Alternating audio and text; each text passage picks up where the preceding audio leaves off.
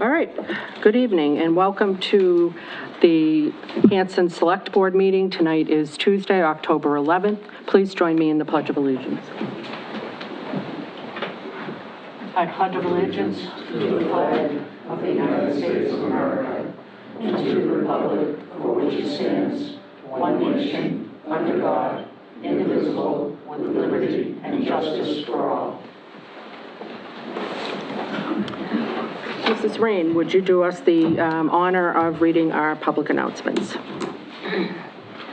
A reminder to all Town of Hanson residents that second quarter fiscal year 23 real estate and personal property taxes are due on Tuesday, November 1st, 2022. All Hanson residents who received fuel assistance last year should have already received a reapplication form for the upcoming year, which begins on November 1st, 2022.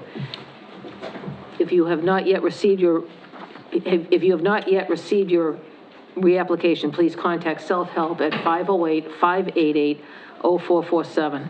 If you have received it and are in need of assistance in completing it, please call the Senior Center and they will be happy to assist you at 781-293-2683. Hanson residents who would like to apply for fuel assistance for the first time should contact the Senior Center to schedule an appointment at 781-293-2683. Appointments will begin the last week in October. Upcoming meetings, Select Board October 25th and Select Board November 1st. All right, thank you.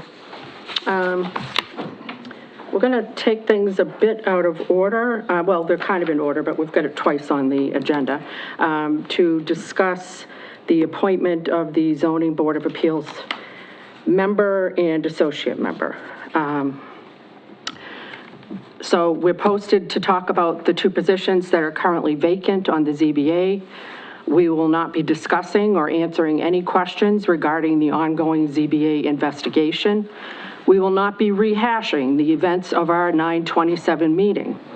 Our legal counsel has advised us that we are able to proceed with filling these vacancies tonight as we see fit. As the appointing authority, it is the Select Board's decision as to who will fill these vacancies and nobody else's decision.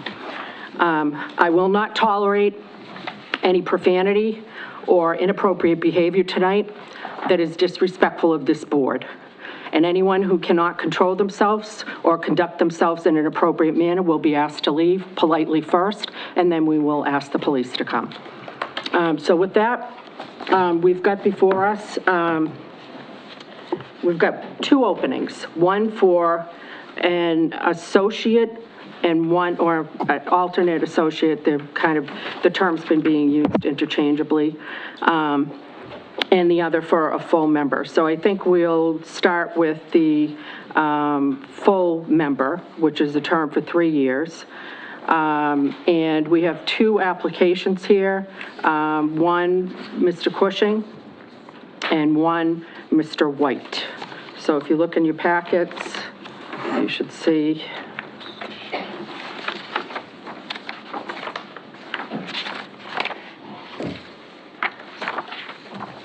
applications.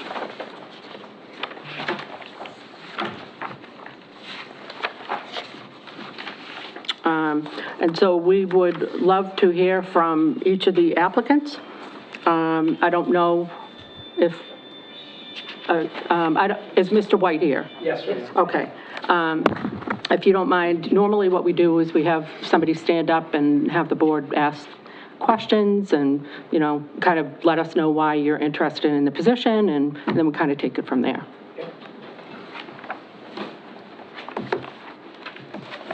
So here I am. It is hot in here. I think you're gonna have to speak up or Oh, go to here. the mic. Yeah, if you don't mind going to First the... time, and I didn't realize it was that exciting with all the people getting thrown out and all that other stuff, so this is new. Okay.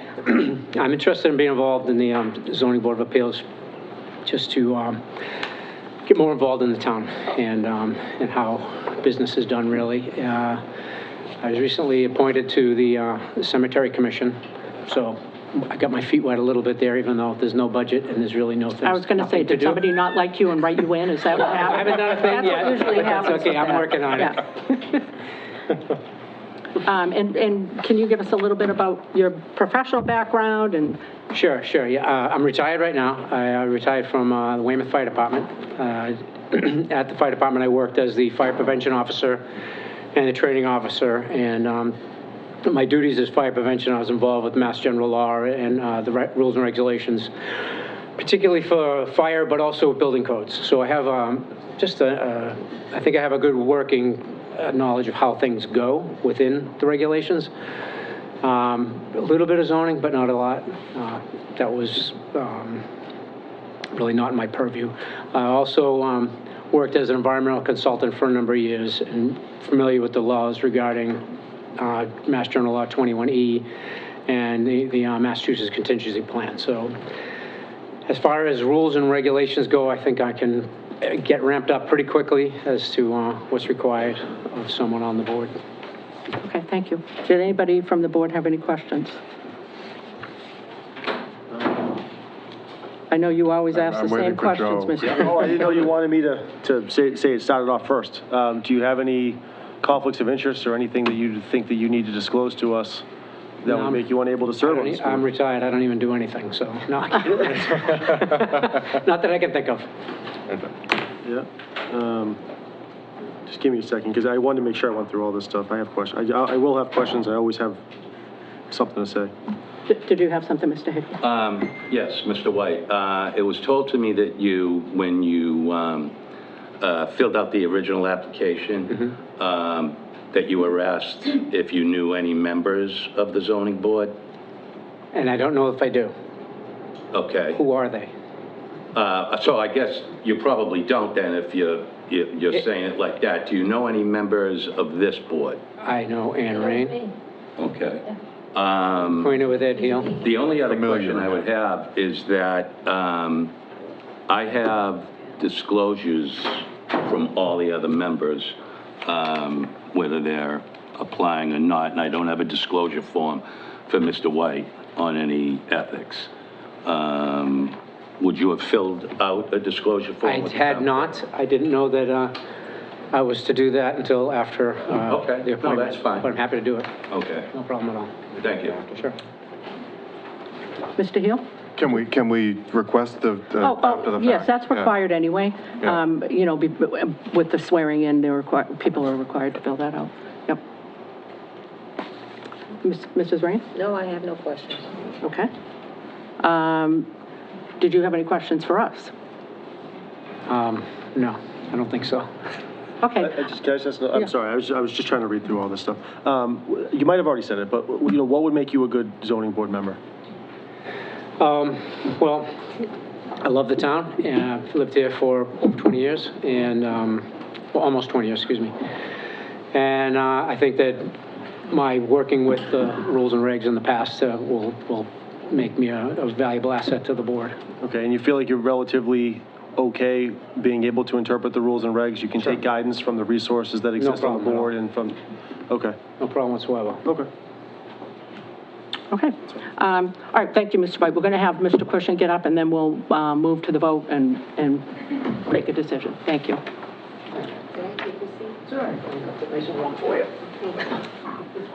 Good, how are you? Good. So if you can state who you are, where you live, and what your professional background is, and why you applied. So William Cushing, I've served in the zoning board since 2015. I started as an alternate and became a permanent member probably about 6 years ago. As I stated back in 2015, I am a developer and I am a builder. I always thought that would be an attribute to add to the town of Hanson because, you know, it's important to understand the ideas, you know, zoning board rules and regulations. It's good to understand stormwater management, planning, and all those sorts of things. A hard time. The thing that I think is hard with zoning is people that, you know, try to learn it without any background in it. I think it's a really difficult thing. You know, prior to you know, being on the ZBA, I graduated from college, from Curry College in 2001. I have a bachelor's in management and finance. I've only ever been in the real estate business. Like I said, I specialize in, zoning, permitting through conservation commissions, Board of Health, planning, all the town boards. I'm not going to rehash the last meeting, but there is an ongoing ZBA investigation. We're not discussing that tonight. I was pretty clear about that. I know we're not. But what I was going to bring up is that in regards to that, is the ZBA investigation complete? That's what I really wanted to know, because I know we talked about last week about my reappointment and that you were trying to do a temporary appointment. I didn't agree with the bylaws say that it's a full appointment. Mr. Cushing, or it's nothing. So I was pretty clear in my opening comments that we're not rehashing the 9/27 meeting, and we're not talking about the investigation. And I'm not rehashing it. I'm asking a question. If you have any other questions, I'm more than glad to answer them. The first question was, I think the citizens should know, is the investigation complete yet? Not to the best of my knowledge. Okay. So beyond that, I'm sure you're aware that I'm more than qualified for the position. I understand we live in a small town, a small community of 10,000 residents. I think around 10,000 residents, 3,500 houses. And, in a community like that, obviously I can understand how Mr. Vincent White would have a relationship with Mr. Hale and Mrs. Rain, because I understand, I think I saw some pictures of him on their election campaign for the select board. So, I would only say that, I don't know, I saw some pictures that he was holding signs up, and which isn't a big deal, but I understand. I mean, obviously you have to get community support. And the big thing is talking about connectivity with the zoning board members. And again, I just want to reiterate, when you live in a small town, that it's very hard not to, have a relationship with people, because especially if you run for office or what industry you're in and things like that. And I think the biggest misconception with the Zoning Board of Appeals and the connectivity, as you would call it, is that, some of us happen to be in the same industry, and that maybe misconstrued for, certain perceptions that people may have. But what I will say is this: the investigation is not complete. I'm not even sure if you should, and it's entirely up to you, if you should reappoint the full position until the investigation is complete, because I think the presumption is guilty with me until, the society works as, the presumption is innocence, not the presumption is not guilty. So I think with this entire investigation that the presumption has been... Mr. Cushing, I don't know how many times I have to say, we're not discussing the investigation. If you use the I word one more time, I'm going to ask you to sit down. The I? Investigation. If you use that word one more time, I'm going to ask you to sit down. I was pretty clear at the beginning that we're not talking about that. If you'd like to... That's great, Mr. Cushing. We're here tonight to appoint two, and the reason that we're here tonight is because Mr. Perkins emphasized that you guys are in peril of not having a quorum if we don't make appointments. Apparently, one of your members has got, I'm trying to kind of not just call, but has got some concerns going on with their family, which is not permitting them to have regular attendance. So that's going to leave Mr. Perkins and Mr. Buckley by themselves. So if we don't appoint somebody tonight, then you're going to be in peril of not having a quorum. That's why we're here tonight. So I would just let the select board also know there are 2 associate or alternate seats open.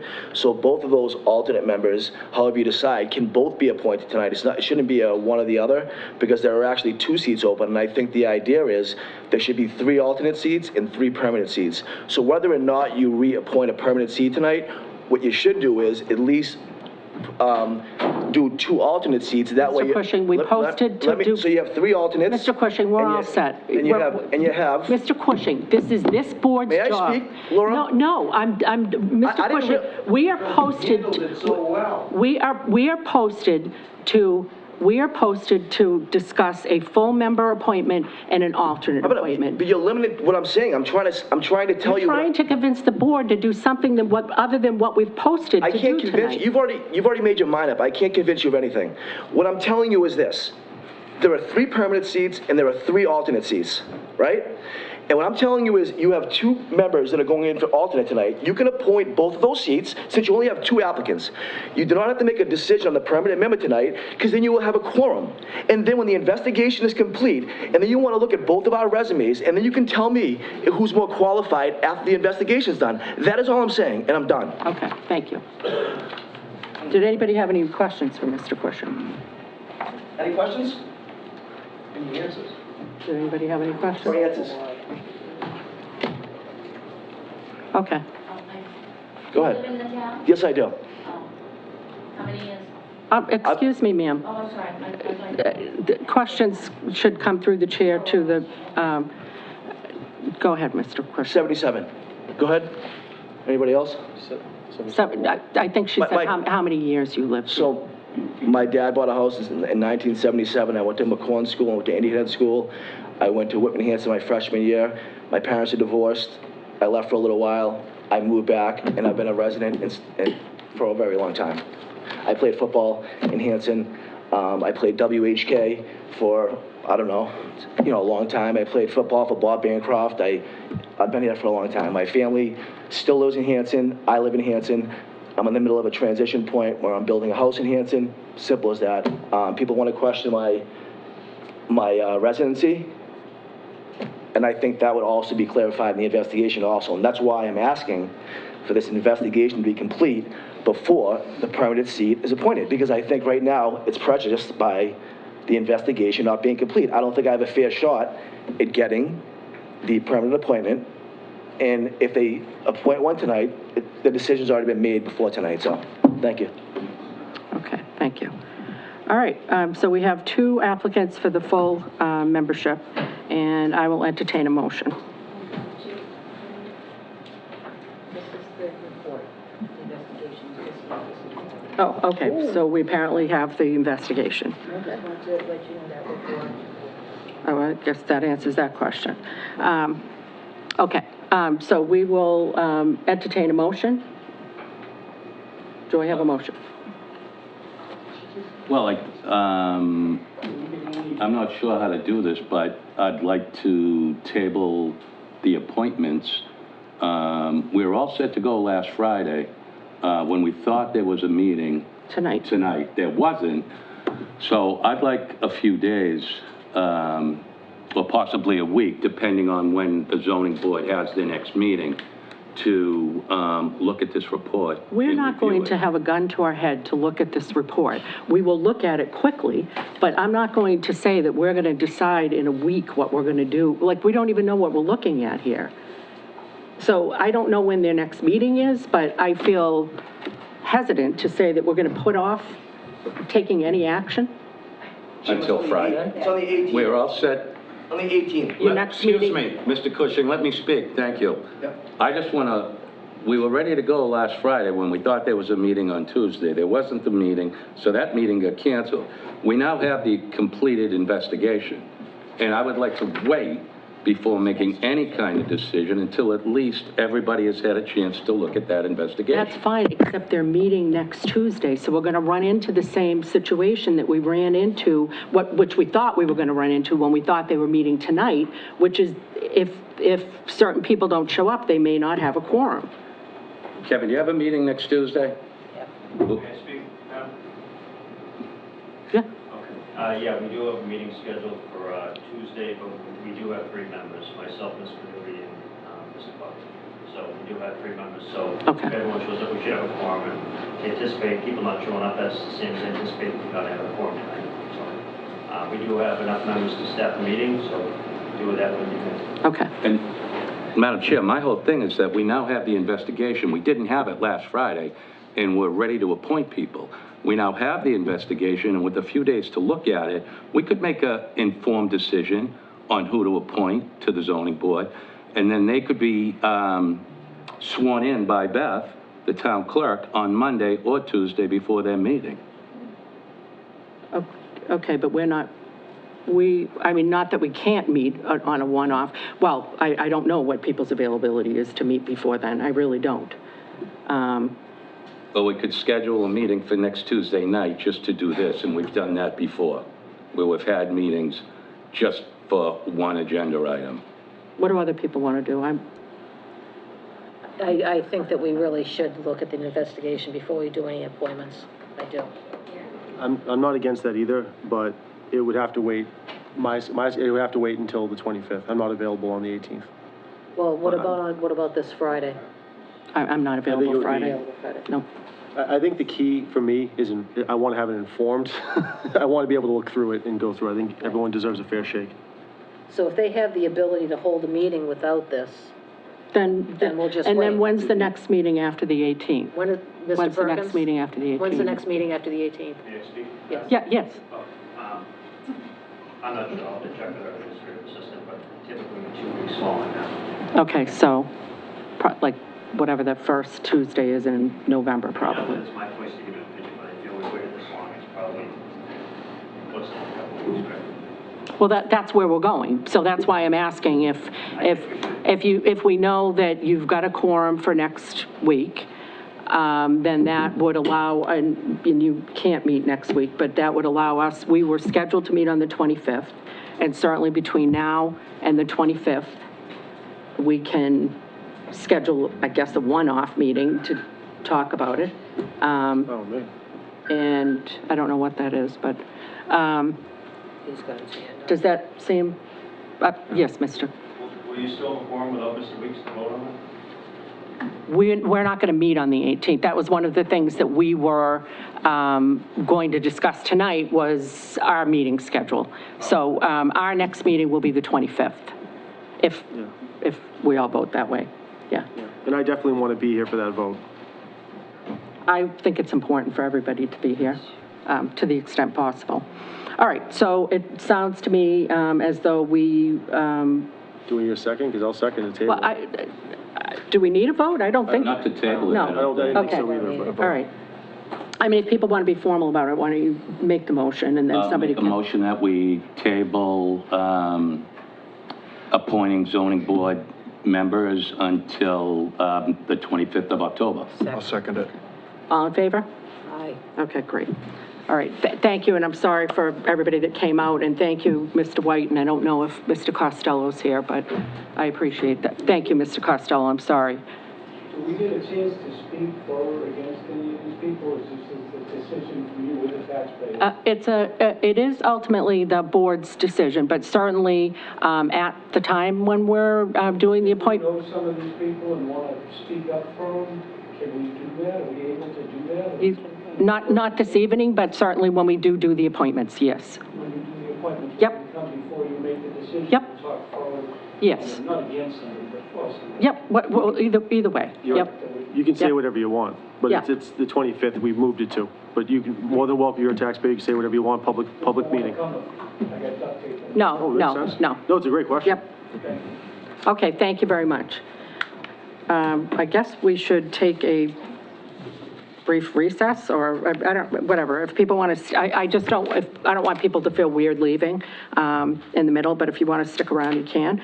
Thank you very Okay, much. all right. Hope to see you. Okay, Thanks, Phil. he's making comments again. He didn't know this was Still recording. I did not prepare him for that. Why don't you go into recess? I'm going to call a brief recess, Ryan. The next item on our agenda is to discuss special town meeting next steps. Ms. Green. Yes. Madam Chair, members of the board, as you remember, unfortunately, we did not achieve a quorum for our October 3rd special town meeting. During the meeting that evening, our town moderator, Sean Healy, discussed with various members on a new date, to schedule a new date. The date is November 9th, determined. November 9th was determined to be the date that seems to work for everybody. So preparations for that, we are in the process of getting new coverage that have the correct date on it and the time. We will update the website with all of the information. We will place the warrants back out for folks to pick up that evening. one little wrinkle is that November 8th is elections. Yeah. So that will be a very busy time for our town clerk and assistant town clerk and the registrars. So myself and Lynn may take on some additional responsibilities as our town clerk instructs or asks us to step in after they've had a very, very long day of mandatory reporting and things like that. They must comply with the state. And Okay, so I think the key, like, obviously, the quorum was the issue. Yes. So what can we do to try to increase the level of engagement there? Can we work with our Facebook person? And maybe, can we put something in the Express? And can we put things on the electronic sign? Was the electronic Sides. sign used last time? I wondered about that too, Ann. I don't I didn't think it remember was. seeing it.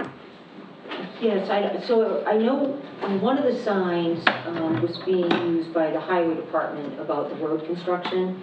And if there's another sign, it could have been at the police station, I'm not sure. We did have it on our permanent side out here, but we'll make sure we have the one of the electronic signs available to advertise it. And again, the Express does talk about it in regular articles, so they will see Express, and maybe I can ask them to just post or publish somewhere very, like, eye-catching that the special town meeting is November 9th. Because I think she might have put it like in the article about the fact we didn't have the quorum, but I don't know that the new date really popped out at you. But we will make sure we hit every avenue possible to alert people of the new date for the special town meeting. And we only need 100 people.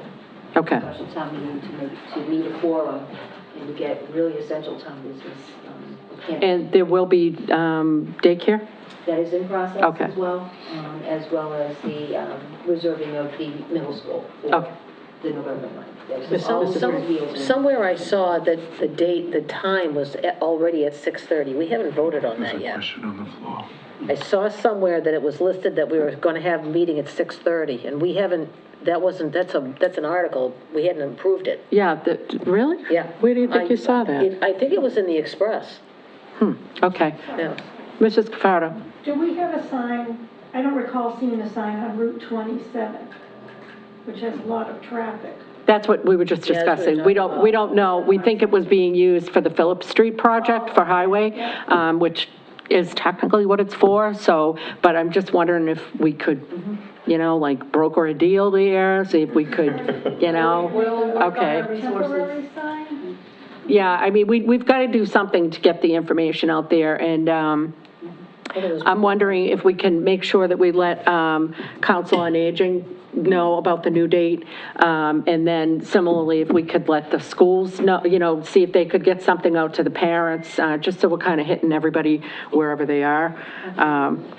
Because, it's beyond being disheartening with the amount of effort that our office and we put into getting, and all the other various boards and committees and, everything that put into the meeting.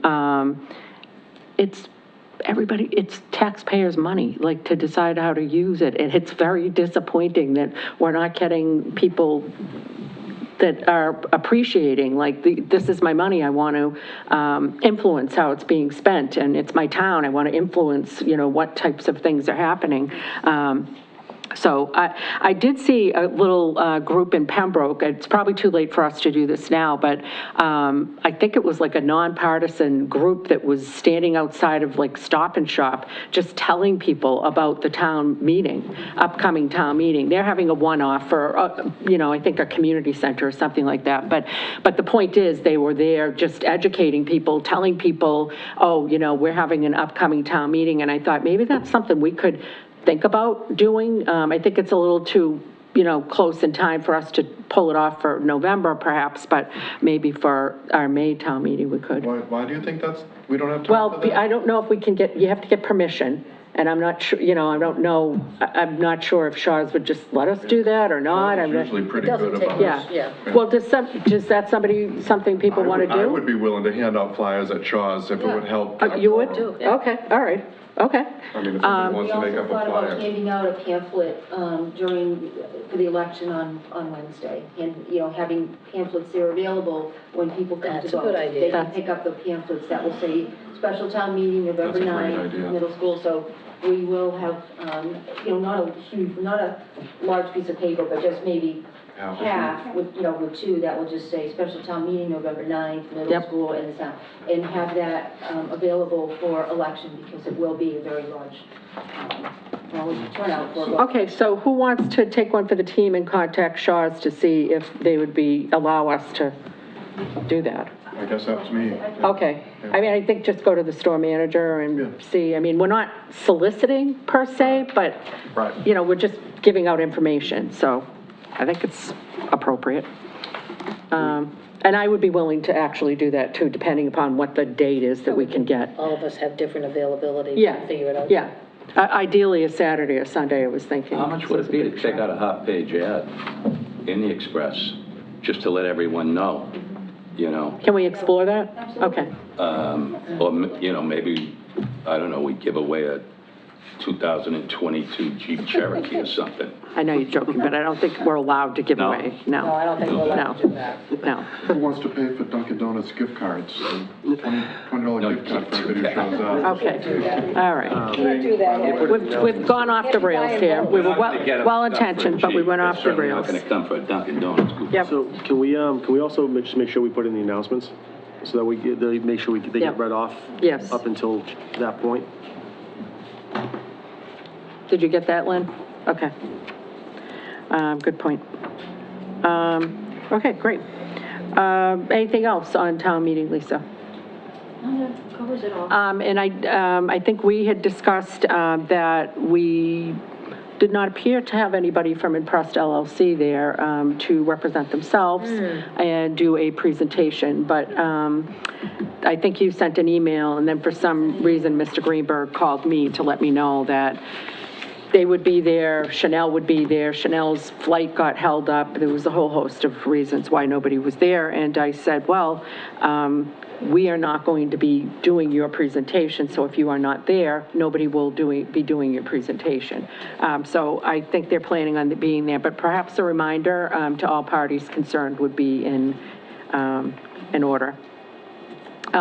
With that, our next item on the agenda, I'm taking things a little bit out of order just in the interest of time. We've got Mr. Howard, who is the Regional School Committee Chair. And Mr. Howard, if you don't mind just coming up to the podium and telling us who you are and the purpose of your visit this evening. Yes, Chris Howard, representing the school committee. I'm the chairperson of the school committee. Thank you for having me. So we had met, I don't know, time flies when you're having fun. It seems like the other day, but it was probably a month and a half ago, to talk about the Regional Agreement Committee. You provided some great feedback, which we appreciated. The school committee then met last month and did form the committee. So in terms of forming the committee, what I wanted to share with all of you is get a little more feedback before we kind of go fully forward and then talk about timing. So in terms of the committee, we ended up having 6 voting members, which was 2 school committee members, and subsequently in that meeting, myself and Mr. Scriven from Whitman were the 2 school committee members that were voted to represent the school committee.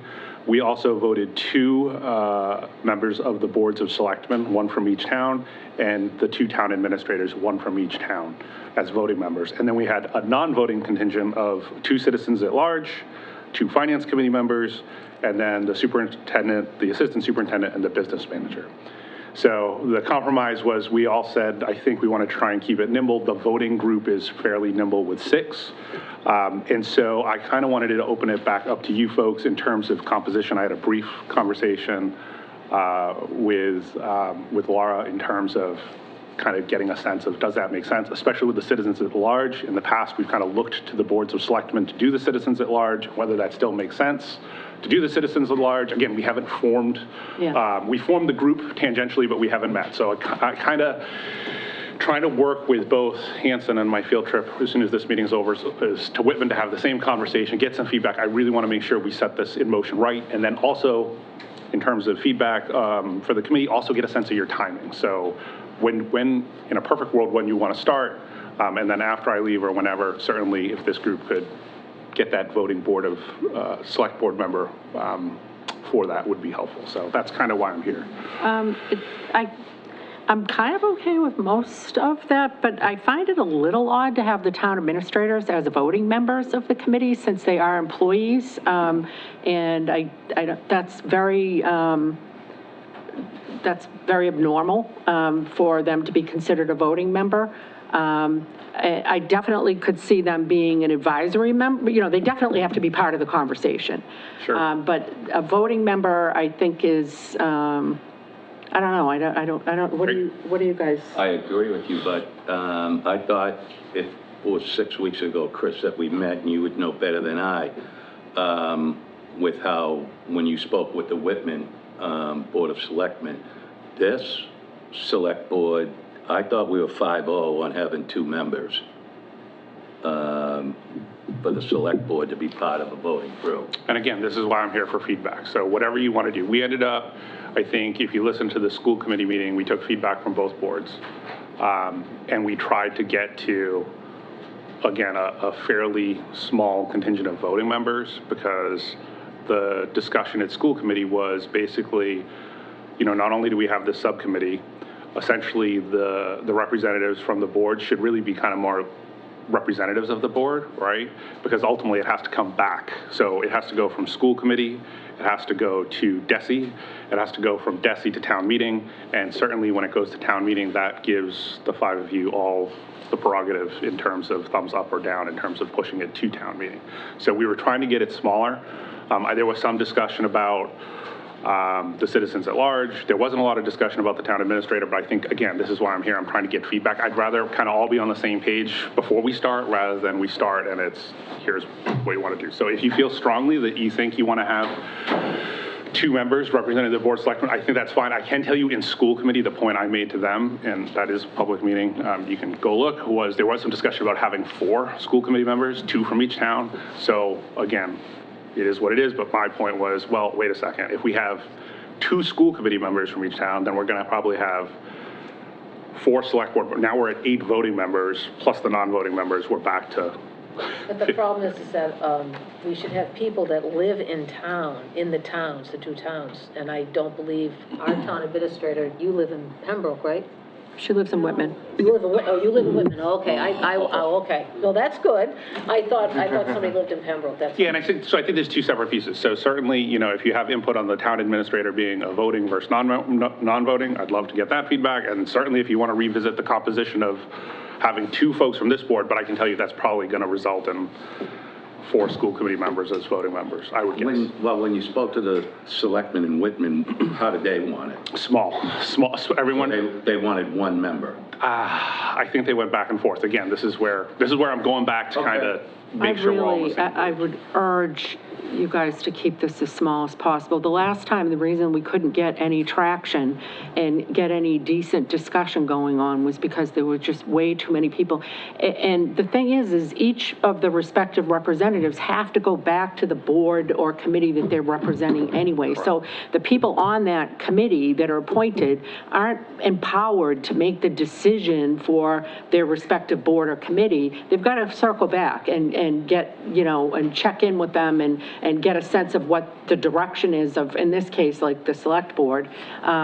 So I just, it becomes so unwieldy when you've got all these people. And then I don't even know what a quorum would have to look like if you're adding all these layers. I think it would be wonderful if you could have like a really simple, you know, like,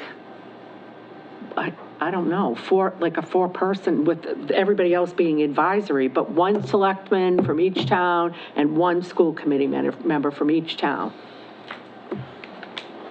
I don't know what other people think. I think a happy medium somewhere between the 2. Well, I like the idea of a FinCom. Oh, yeah, no, can you? So the non-voting members would be a finance committee member from each town. Yep. Okay.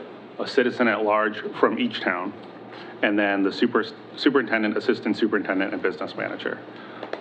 The citizens at large, the thought was that would probably come from the boards of selectmen. Again, the point that I made, and I'll probably make it again when we meet as a school committee tomorrow night, is they're open public meetings.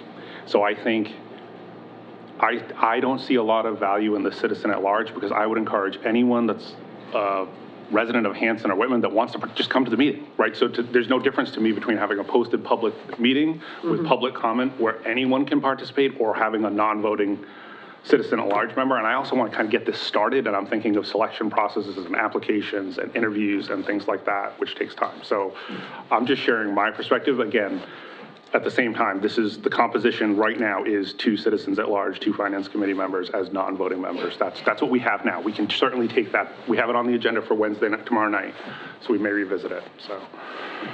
That brings me to my question.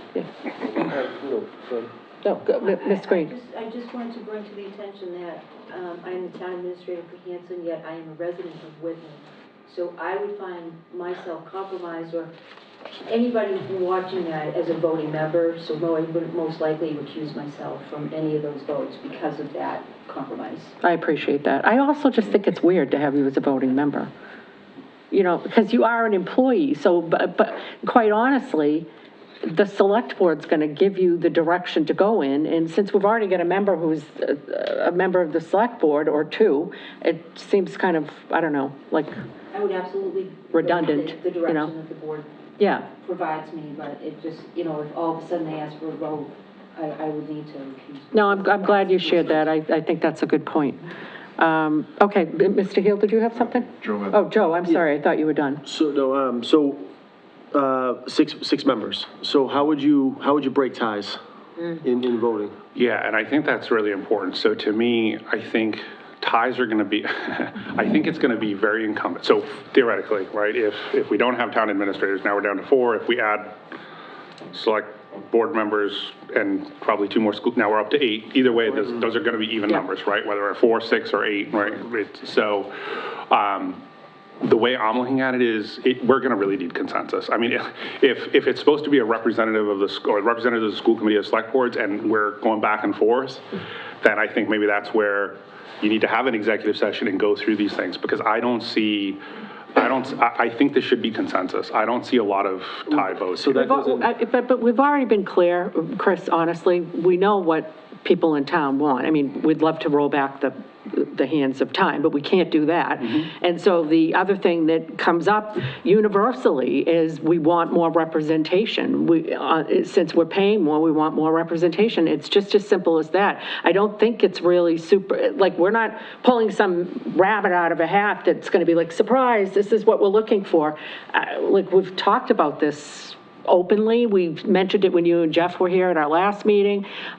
So yes, Mr. Weeks, yeah. I would just say, because I'm curious about how ties would work. I'm curious about, as a result of that, what the governance would look like when you're trying to make that. So my question is more around, how would you structure the governance? What are you looking for to make a more informed decision? But I would advocate, just as a thought, maybe that's where you would have 1 or 2 citizens at large on the committees, because they would be the general representation that has a voting voice on there that might actually end up being the tiebreaker, just to think about. I'm not saying that's the answer. There's a whole host of issues with that as well. But I would be curious how we would define consensus vote, and how it wouldn't result in kind of more stalemates. So those are my only thoughts. Sure. Yeah. Mr. Hickey? If there are ties, Chris, that's the problem, okay?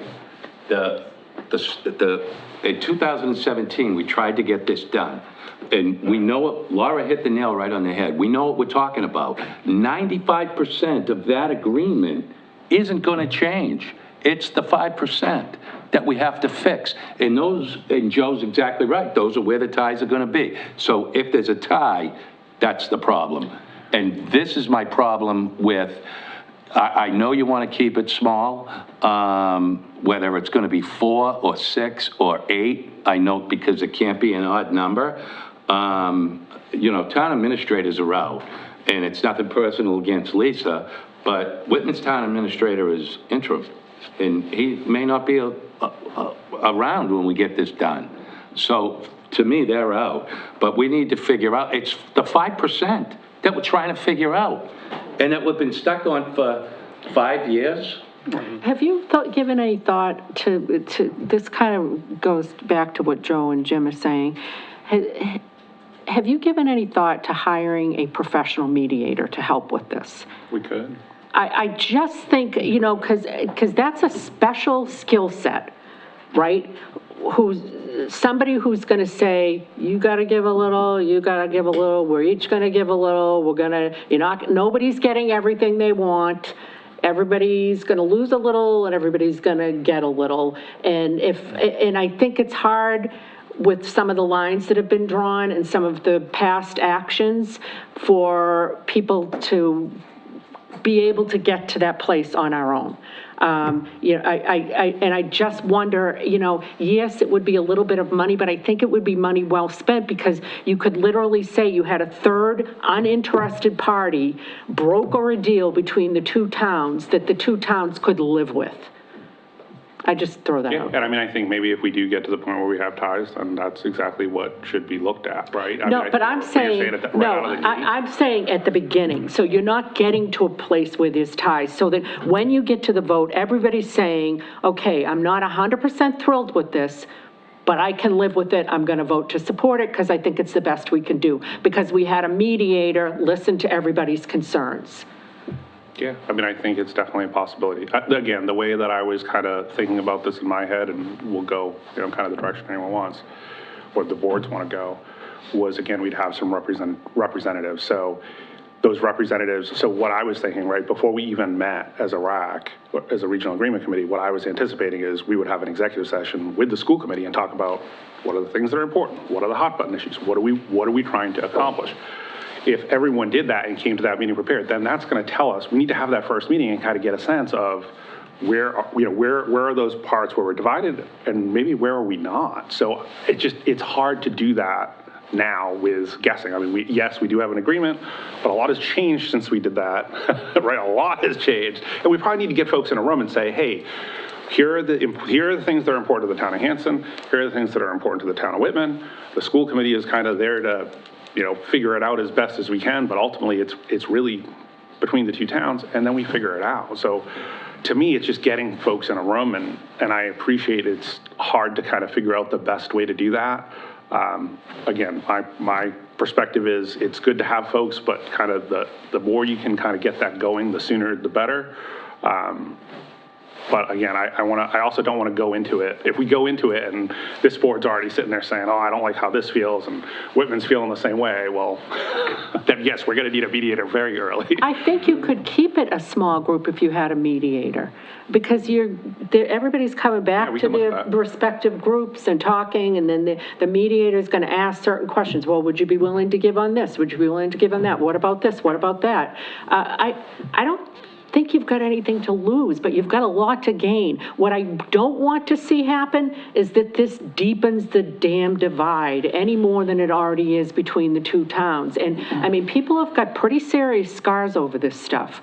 And it triggers the hell out of people if you're talking to people, even very balanced pro-school people, are saying, it doesn't feel good. It feels like we got handed a big nothing sandwich and we're paying the bill for it. So I'm just telling you, like, as somebody, and I'm sure everybody here can tell you that they've had discussions with people that feel that way. So, those are the people that we work to support. So I know that the outcome definitely needs to look different for Hanson than it presently does. Something's got to give.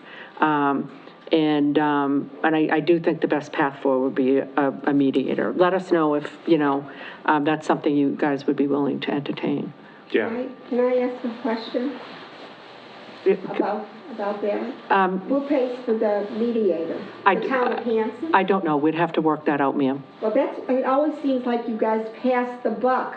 I mean, he's coming here asking, for your help, and you're passing the buck again. That's all I'm saying. Okay, thank you, ma'am.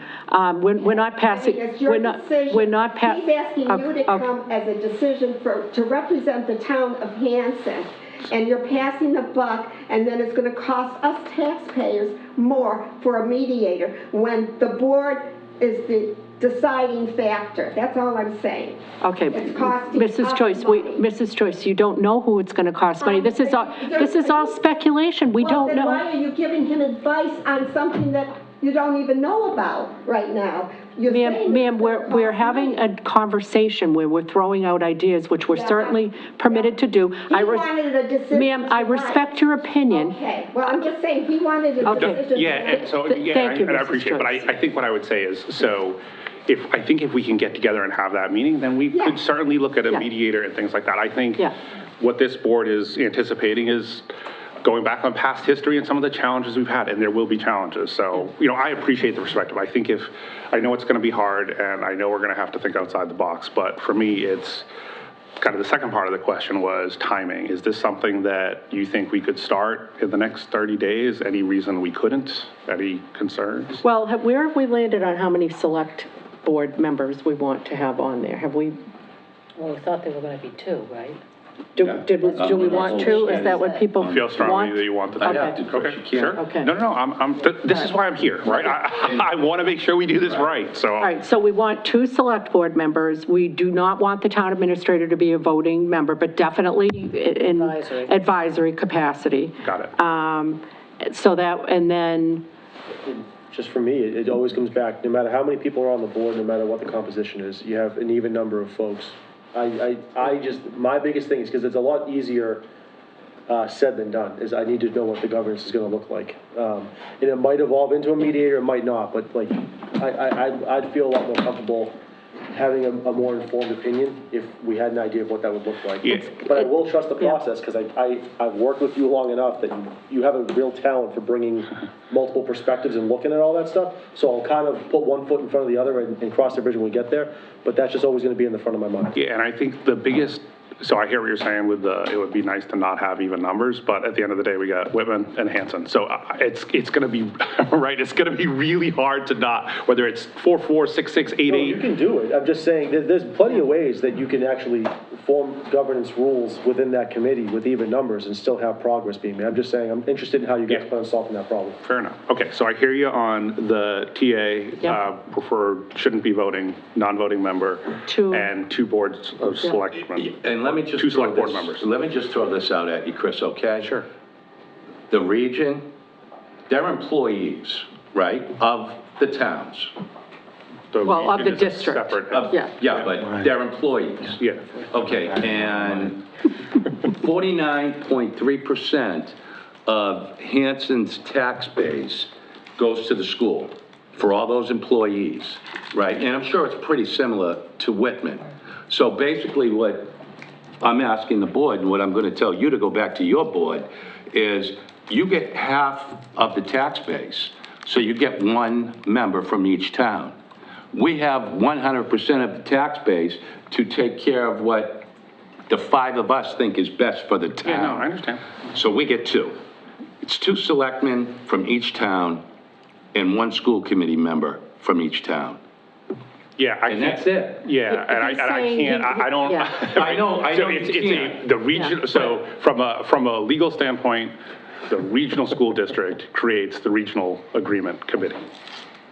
And I That's the way the understand law that. creates it, right? So that's how it's done. So Right. I certainly appreciate your perspective on, you'd like to have 2 select board members.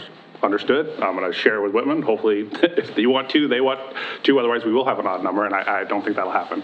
And then I'm going to leave it up to the school committee, because ultimately that's their authority, whether they want to just leave it as the 2 people that are on there or they want to expand it. I can't, that's their authority, so. And Okay, then- Whitman gets 1. Okay, and then where are we on the citizens at large? It's an open meeting.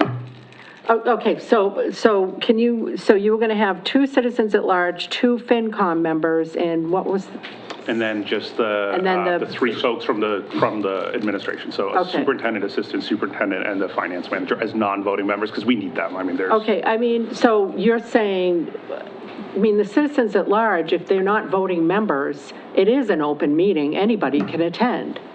So what was the purpose of having a citizen at large on there if they're not a voting I member? think it was just to have representation, but again, I'm kind of the same opinion, and again, I'm going to leave it up to the committee to make that determination. So I'm all for having public comment. I mean, you've seen our meetings.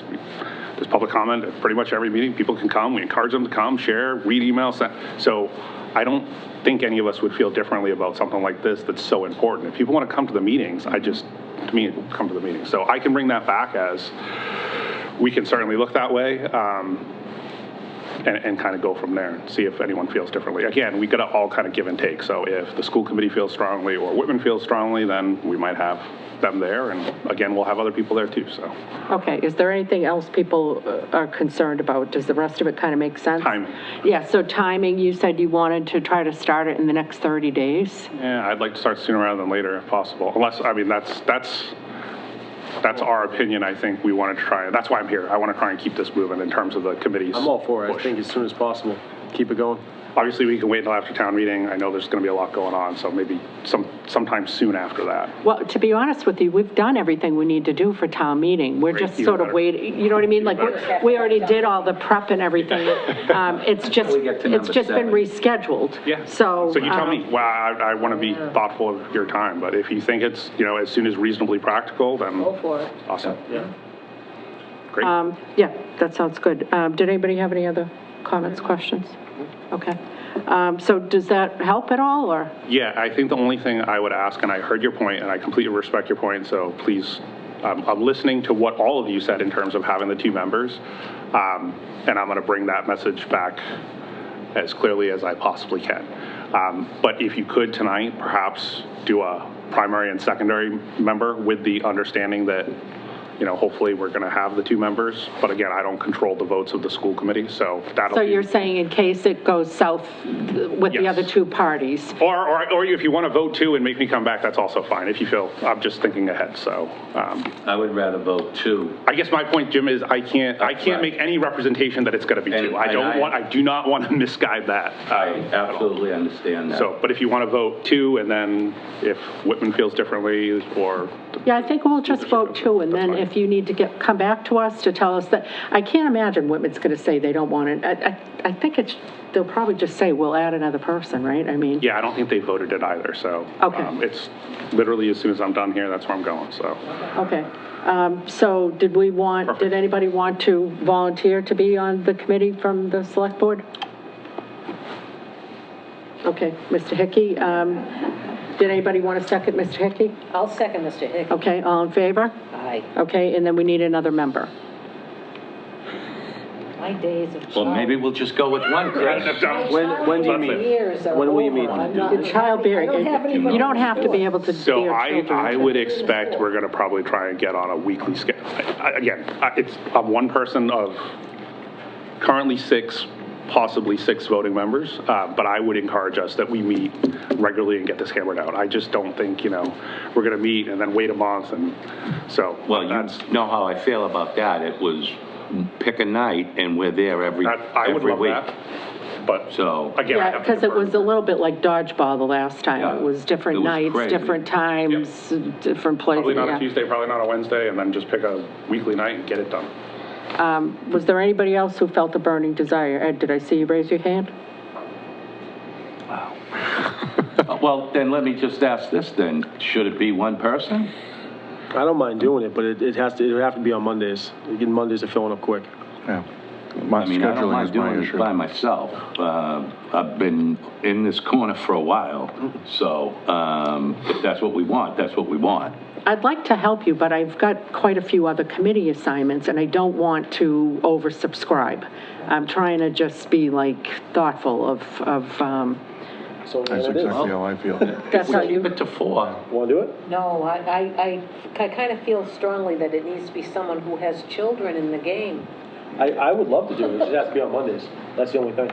I doubt they can guarantee that it's going to be on a Monday. Right, so that's why I can't confidently throw my hat in the ring, because it'd have to be a Monday. I think this might be a bit controversial for me to say, but I know that that there are certain groups in town that were really against this agreement, and the way that it was struck, and I really would hope that if somebody was in that group, that, maybe they would want to be part of this conversation so that we've got a balanced perspective.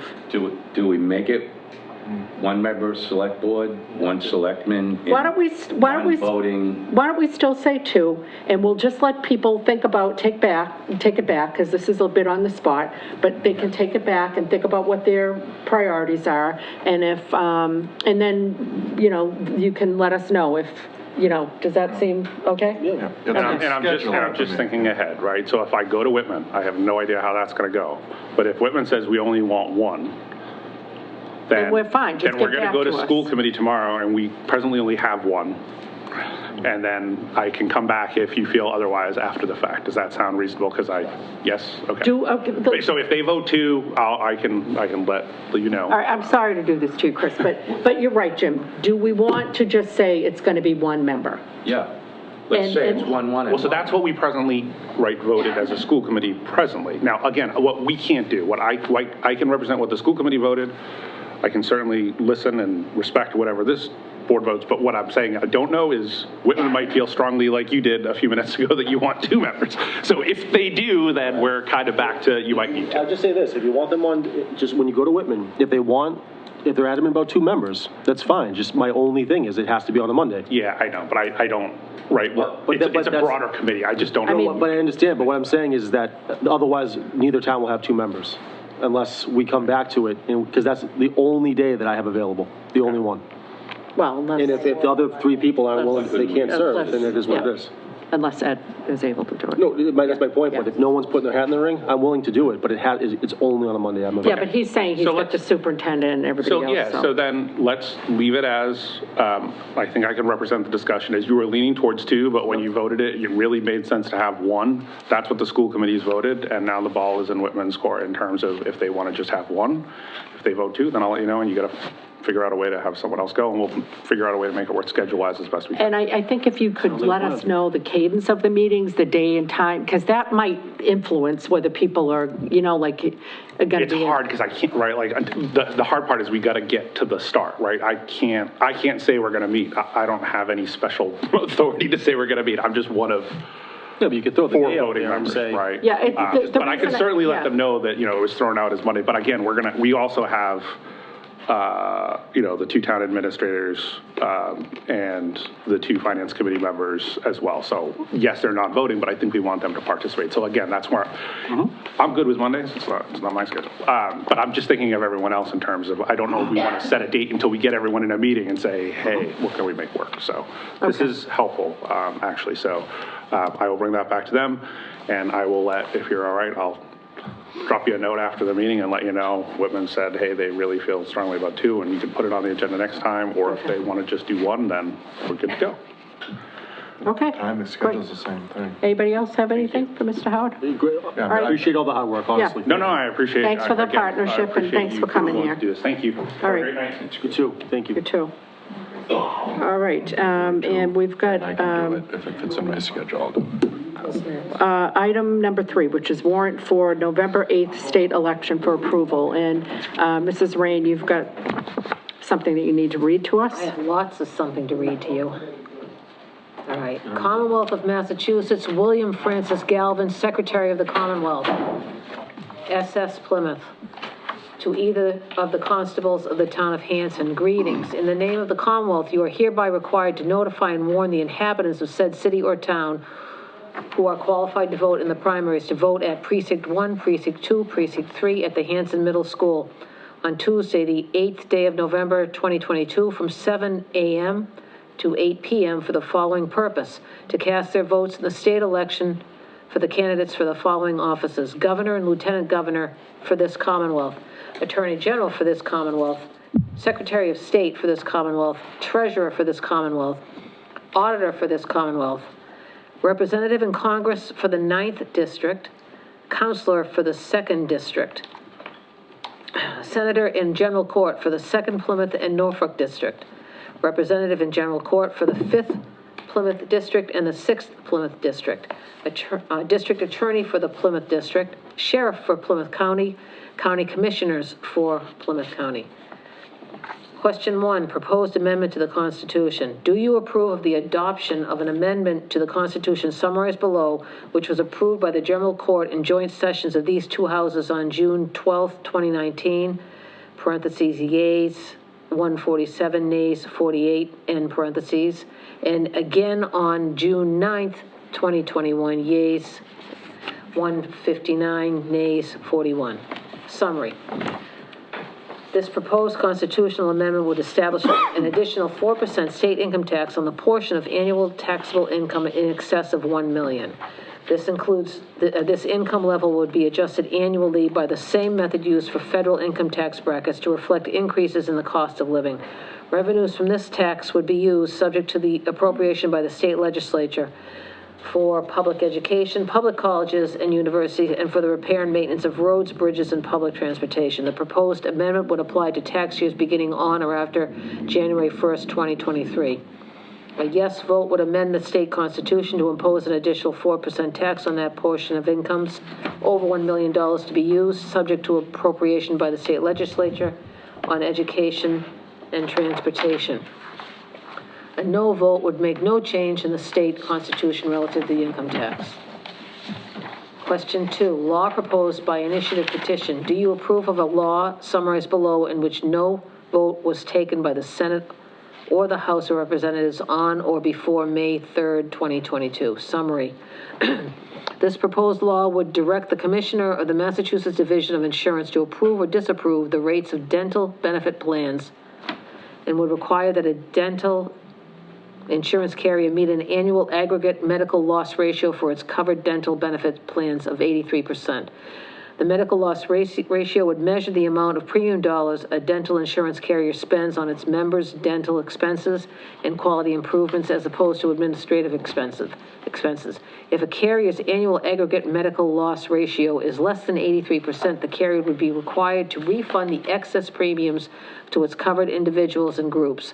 The proposed law would allow the Commissioner to waive or adjust the refunds only if it is determined that issuing refunds would result in financial impairment for the carrier. The proposed law would apply to dental benefits plans regardless of whether they are issued directly by a carrier, through a connector, or through an intermediary. The proposed law would not apply to dental benefit plans issued, delivered, or renewed to a self-insured group or where the carrier is acting as a third-party administrator. The proposed law would require the carriers offering dental benefits plans to submit information about their current and projected medical loss ratio, administrative expenses, and other financial information to the Commissioner. Each carrier would be required to submit an annual comprehensive financial statement to the Division of Insurance, itemized by market group size and line of business. A carrier that also provides administrative services to one or more self-insured groups would also be required to file an appendix to their annual financial statement with information about its self-insurance business. The proposed law would impose a late penalty on a carrier that does not file its annual report on or before April 1st. The division would be required to make the submitted data public, to issue an annual summary to certain legislative committees, and to exchange the data with the Health Policy Commission. The Commissioner would be required to adopt standards requiring the administration of persons or entities not otherwise licensed or registered by the Commissioner, and criteria for the standardized reporting and uniform allocation methodologies among carriers. The proposed law would allow the Commissioner to approve dental benefit policies for the purpose of being offered to groups or individuals or groups. The Commissioner would be required to adopt regulations to determine eligibility criteria. The proposed law would require carriers to file group product base rates and any changes to group rating factors that are to be effective on January 1st of each year, on or before July 1st of the preceding year. The Commissioner would be required to disapprove any proposed changes to base rates that are excessive, inadequate, or unreasonable in relation to the benefits charged. The Commissioner would also be required to disapprove any change to group rating factors that is discriminatory or not actuarially sound.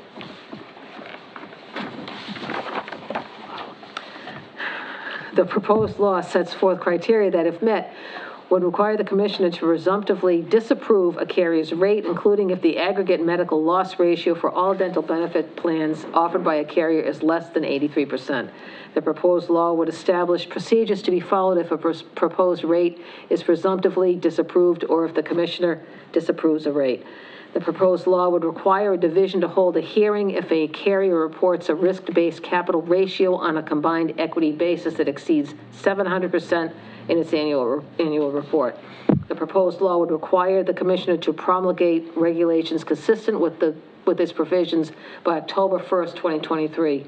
The proposed law would apply to all dental benefits plans issued, made effective, delivered, or renewed on or after January 1st, 2024. A yes vote would regulate dental insurance rates, including by requiring companies to spend at least 83% of premiums on member dental expenses and quality improvements instead of administrative expenses, and by making other changes to dental insurance regulations. A no vote would make no change in the law relative to the regulations that apply to dental insurance companies.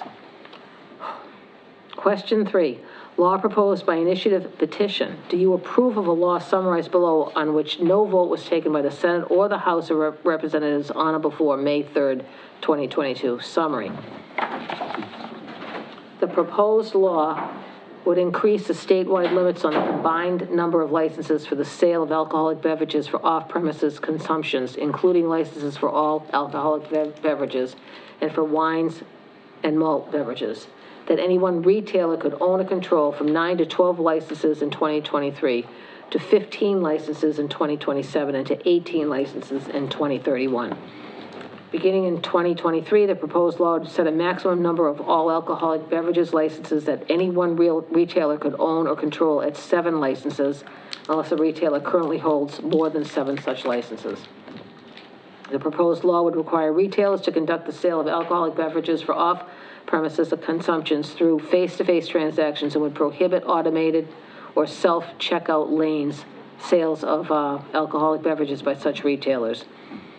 The proposed law would alter the calculation of the fine that the Alcoholic Beverages Control Commission may accept in lieu of suspending any license issued under the State Liquor Control Act. The proposed law would modify the formula for calculating such fee from being based on the gross profits on the sale of alcoholic beverages to being based on the gross profits on all retail sales. The proposed law would also add out-of-state motor vehicle licenses to the list of the forms of identification that any holder of a license issued under the State Liquor Control Act or their agent or employee may choose to reasonably rely on for proof of a person's identity and age. A yes vote would increase the number of licenses a retailer could have for the sale of alcoholic beverages to be consumed off-premises, limit the number of all alcoholic beverages licenses that a retailer could acquire, restrict the use of self-checkout, and require retailers to accept customers' out-of-state identification. A no vote would make no change in the laws governing the retail sale of alcoholic beverages. Really taking one for the team on this, Ann. I appreciate it. Question 4, referendum on an existing law. Do you approve of a law summarized below, which was approved by the House of Representatives and the Senate on May 26, 2022? Summary. This law allows Massachusetts residents who cannot provide proof of lawful residence in the United States to obtain a standard driver's license or learner's permit if they meet all the other qualifications for a standard license or learner's permit, including a road test and insurance, and provide proof of their identity, date of birth, and residency. The law provides that when processing an application for such a license or learner's permit or motor vehicle registration, the registrar of motor vehicles may not ask about or create a record of the citizenship or immigration status of the applicant, except as otherwise required by law. This law does not allow people who cannot provide proof of lawful presence in the United States to obtain a real ID. To prove identity and date of birth, the law requires an applicant to present at least 2 documents, one from each of the following categories. 1, a valid unexpired foreign passport or a valid unexpired consular identification document. And 2, a valid unexpired driver's license from any United States state or territory, an original or certified copy of a birth certificate, a valid unexpired foreign national identification card, a valid unexpired foreign driver's license, or a marriage certificate or divorce decree issued by any state or territory of the United States. One of the documents presented by an applicant must include a photograph, and one must include a date of birth. Any documents not in English must be accompanied by a certified translation. The registrar may review any documents issued by another country to determine whether or not they may be used as proof of identity or date of birth. The law requires that applicants for the driver's license or learner's permit shall attest under pains and penalties of perjury that their license has not been suspended or revoked in any other state, country, or jurisdiction. The law specifies that information provided by or relating to any applicant or license holder will not be made public record and shall not be disclosed except as required by federal law or as authorized by Attorney General regulations and except for purposes of motor vehicle insurance. The law directs the Registrar of Motor Vehicles to make regulations regarding the documents required of United States citizens and others who provide proof of lawful presence with their license application. The law also requires the Registrar and the Secretary of the Commonwealth to establish procedures and regulations to ensure that an applicant for a standard driver's license or learner's permit who does not provide proof of lawful presence will not be automatically registered to vote. This law takes effect July 1st, 2023. A yes vote would keep in place the law, which would allow Massachusetts residents who cannot provide lawful proof of presence in the United States to obtain a driver's license or permit if they meet the other requirements for doing so. A no vote would repeal this law. Okay, is there a motion, Lisa, do we just make a motion to adopt the Secretary of the Commonwealth's? I make that motion, Okay. since I read it. Second. Any further discussion? All right, all in favor? Aye. Okay, great. And we have to sign this copy? And we have to sign that copy with the tabs, yep. Okay.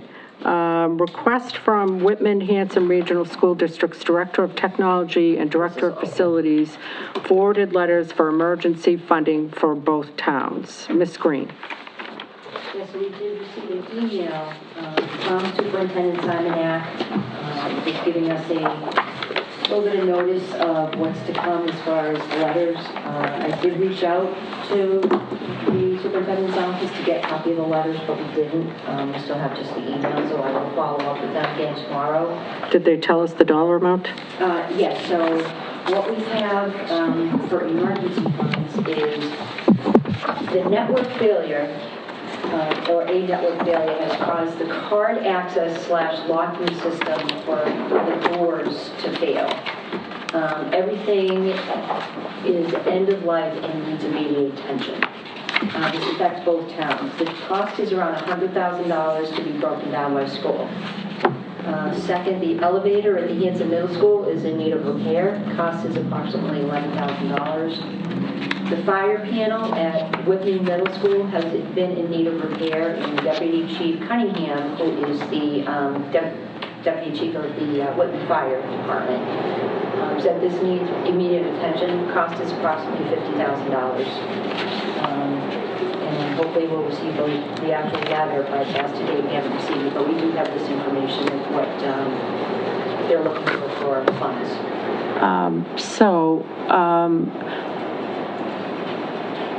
What is our normal process for that? Normally, if we've passed town meeting, we give approval and then we go to the next town meeting and retroactively approve the emergency expenditure. But because of the place that we're in right now, where we've got a delay in when town meeting is being held, is it permissible for us to vote to open up the warrant and add this expenditure in? I can talk to town council about that process. I mean, the question would be, too, are these really considered an emergency? Questions for the card access and locking system, a network failure. Again, what other backups do we have to show that that's an emergency? Has it indeed, what was the network failure? And at this point, did none of the cards access, and is it employee access? And the locking system for the doors fail. The elevator being in need of repair, is the elevator not working? It would be the question. The fire panel at the Woodland Middle School, again, has been in need of repair. And Deputy Chief Cunningham said this needs immediate attention, cost is $50,000. So again, are these three considered emergencies? Where it's not saying that there's been a complete failure of the fire panel and this needs immediate attention. It just Well, the says- fire panel's Whitman Middle School, so we don't, with all due respect, really, I don't want to say we don't care about it, but we're not going to be paying for it. Oh, no, but Yeah. that's just, I'm just bringing up examples. You know, the elevator at the Hanson Middle School is needing repair, but is it not working at all? Or what's the repair that's needed that is categorized, that falls into an... And the network failure, I believe, is a broader problem than just card access Yes. to the building. Right. There's a lot more going on there than just that. Yeah. Yes, I mean, I'll ask town council to get an answer for that question, of whether we can reopen the warrant and include these in. And again, we have to double check with our town accountant on where this money would come from, so that we can include that information on the additional article if it does make it. Okay, because the note says, I mean, we're lacking details, but the note says that the total cost for the network failure is $100,000 to be broken down by school. So we really don't even know what portion is attributable to what we would have to pay. So we need that information. And then 11,000 is Hanson Middle School, so that squarely falls on our shoulders. So yeah, if you could get that additional detail and then find out if it makes sense for us to reopen. I don't know if this is some weird can of worms that we're opening up, and I don't want to do it, but if it's as easy as us voting to reopen the warrant, inserting that in, and putting some, you know, like a brightly colored piece of paper to indicate that that's a change from the original warrant, then I think we want to do that. Yeah, Jim? Yeah, just if I can add, if I'm not mistaken, I spoke with Todd. We can take a vote, and we don't want to take a vote because we don't know what the numbers are. But, Laura, we may not have to necessarily open the warrant because we could just add, and this is what I was waiting for, because when we get to number 7, with the additional funding that we have, we don't actually have to open the warrant. We could just add stuff that, you know, we've either taken out, or like in this case, I'd like to know the numbers, but the problems with the schools. Oh, all right, so are you saying, well, number 7 is ARPA, ARA, but I think what Todd might have been talking about is what we ended up having to do with Steve Moberg, our IT director, had something that for some reason didn't make it into the original warrant. It was not a huge dollar amount, but it was something we needed. It was a security thing. And we ended up updating the matrix in the yeah. So maybe that's what Todd's saying to do with this. And we could do that without actually opening it up and just taking a vote, you know, with the board. I mean, we'd want all this stuff double checked, but if I heard him correctly. And I do think, I mean, depending upon the dollar amount, I do think we've got the money because we had pushed back on some other things that, you know, we said we needed to wait until the May town meeting on. So, all right, well, so if you could do a little skullduggery on that, that would be awesome. Okay, for any further discussion or questions on that? Okay. Okay, review BOS calendar, otherwise known as select board calendar now. All right, so we've got a couple of things. We've got some conflicts, some dates that were a little wonky, and then I've just got a general question, Lisa, because I'm looking at this, and I know this was just kind of for us to keep chugging along and kind of make sure that we were having different departments update us.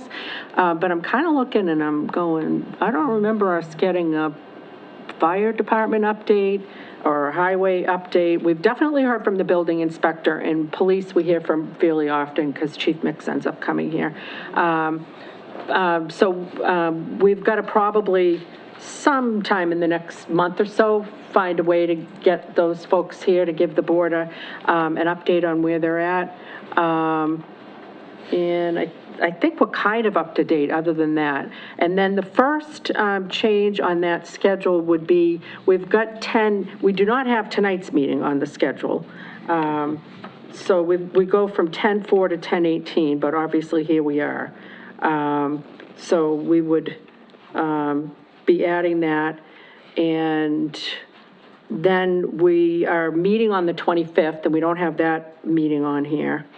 And then we've got, I know Ann and January Jim 3rd. had mentioned, January 3rd seems incredibly unkind to do to everybody, since it's like right after the new year. Bump that to the 10th. So we were wondering if we could bump that to the 10th of January. You guys okay with that? Sure. Okay, all right, and then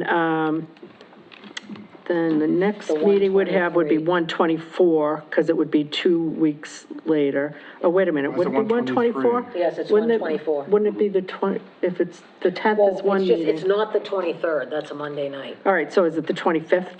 No, the 24th.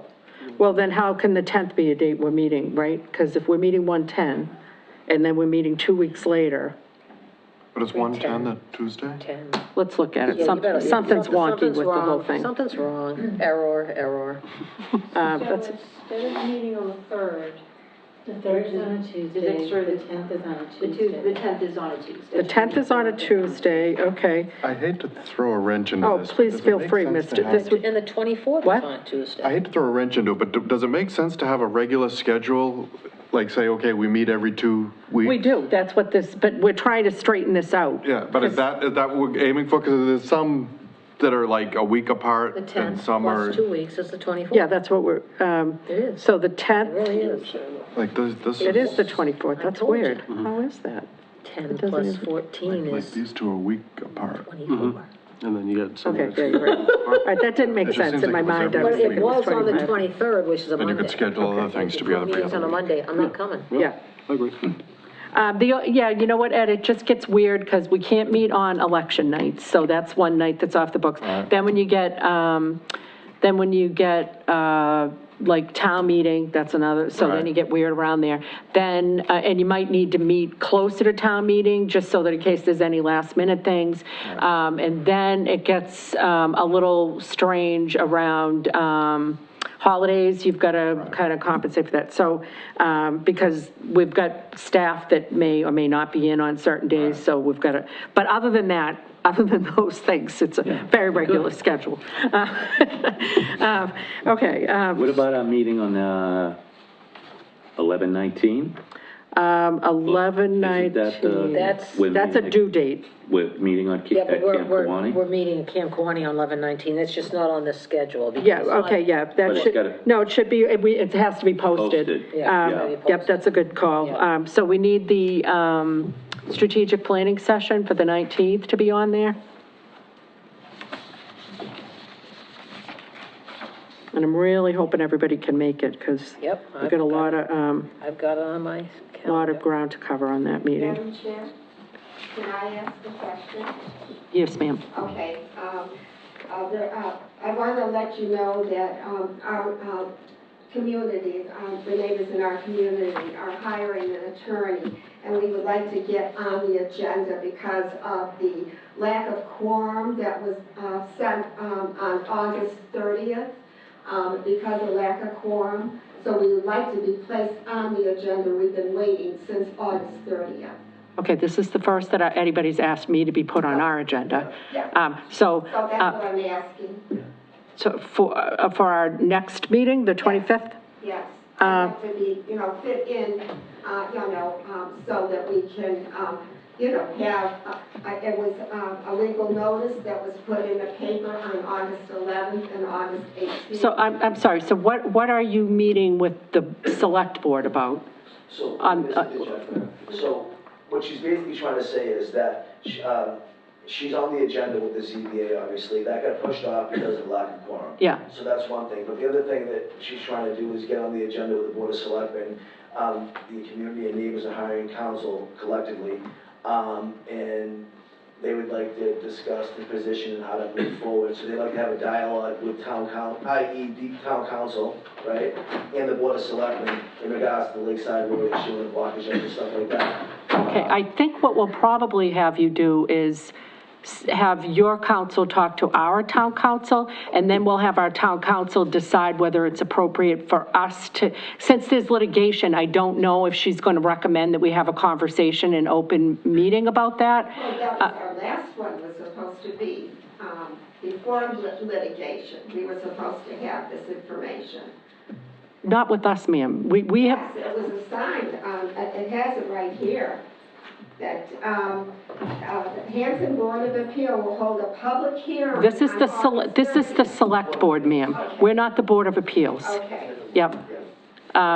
So what I would suggest is that you have whoever it is you've got representing you. I don't have a problem putting you on the agenda. I just want to make sure that our town council thinks it's appropriate. Okay, well, will your town council be available? Because your town council was not available before. And that I don't want to see it be pushed off any further. Because we're always last on the agenda, and I do not want to drop this issue. Ma'am, you've only been before this board. Since May, April, May, June, July, August. Ma'am, you have this, we have only spoken to the Lakeside folks on 2 different occasions.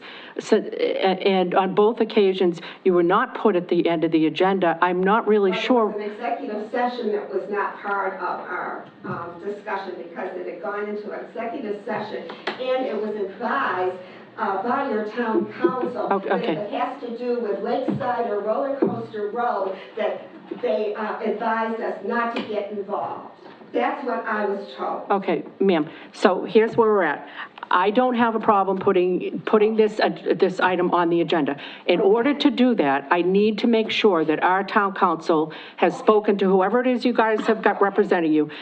Ms. Green can connect those 2 parties, and as long as our town council says, yes, please go ahead, put it on the agenda, she may say to us, if there's pending litigation, There's not pending litigation at this point. Okay, I think that's, Potential. okay, all right, okay.